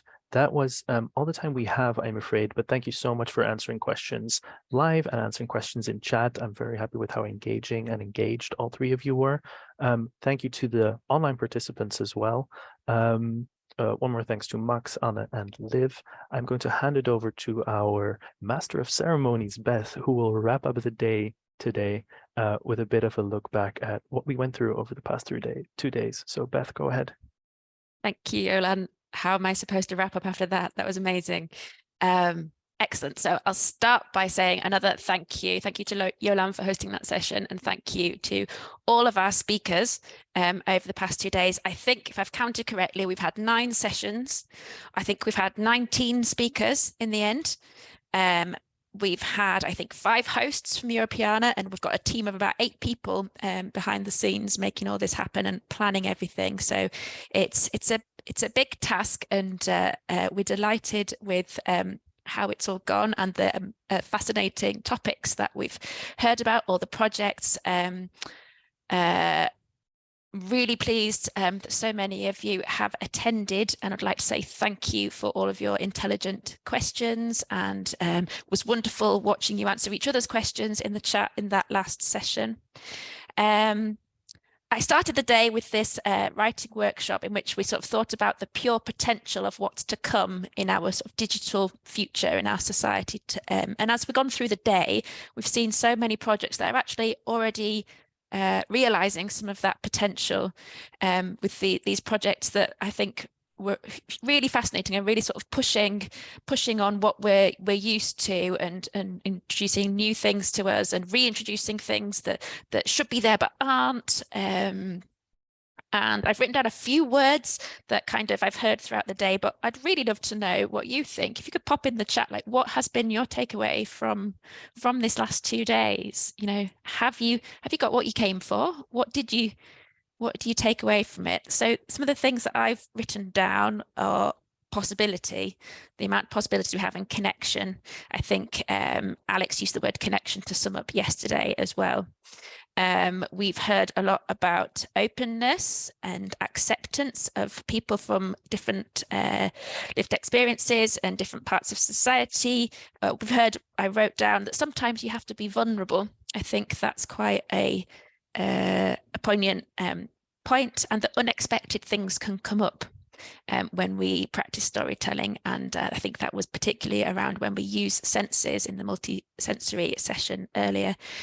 We've heard about inclusion. We've heard about the importance of being experimental. And I think we've seen that in the last session as well.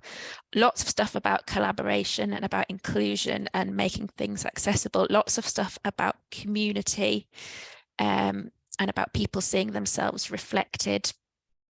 And we've heard such a lot, but I think we've also heard that there are steps that we can follow. People have shared steps that they took in their projects. They've shared lots of resources that we can follow ourselves or be inspired by. So I would encourage you, when you get the email with the link to the slides and the recordings, go back and have another look and click on the links and see what you can use. And somebody in the chat this morning's workshop said, all we need to do is start, which I wrote down, which I thought was really quite nice. So before we say goodbye, let's have a quick look at what you take away from it. Bookending the day with free-form writing as a creative approach and AI conversations through creative practices. Yes. Yolan, the formats and avenues for storytelling are more diverse than ever, which is so exciting. I think that's what I was trying to say when I was saying about people doing things, sort of pushing the boundaries. Alex is impressed by the audience, so many interesting questions and remarks, and so grateful for the speakers. And Rania loved the creative ways that people use storytelling beyond traditional forms and formats. Yeah, absolutely wonderful. So before, last thing before you leave, when you leave this Zoom meeting, you'll see a survey pop up that tells us what you think of the day, what you think we can do better next time. Is hugely important to us to make our events for next time even better. So we'd love to know what you think. Do keep following us on social media. Join the Europeana Network Association if you haven't already.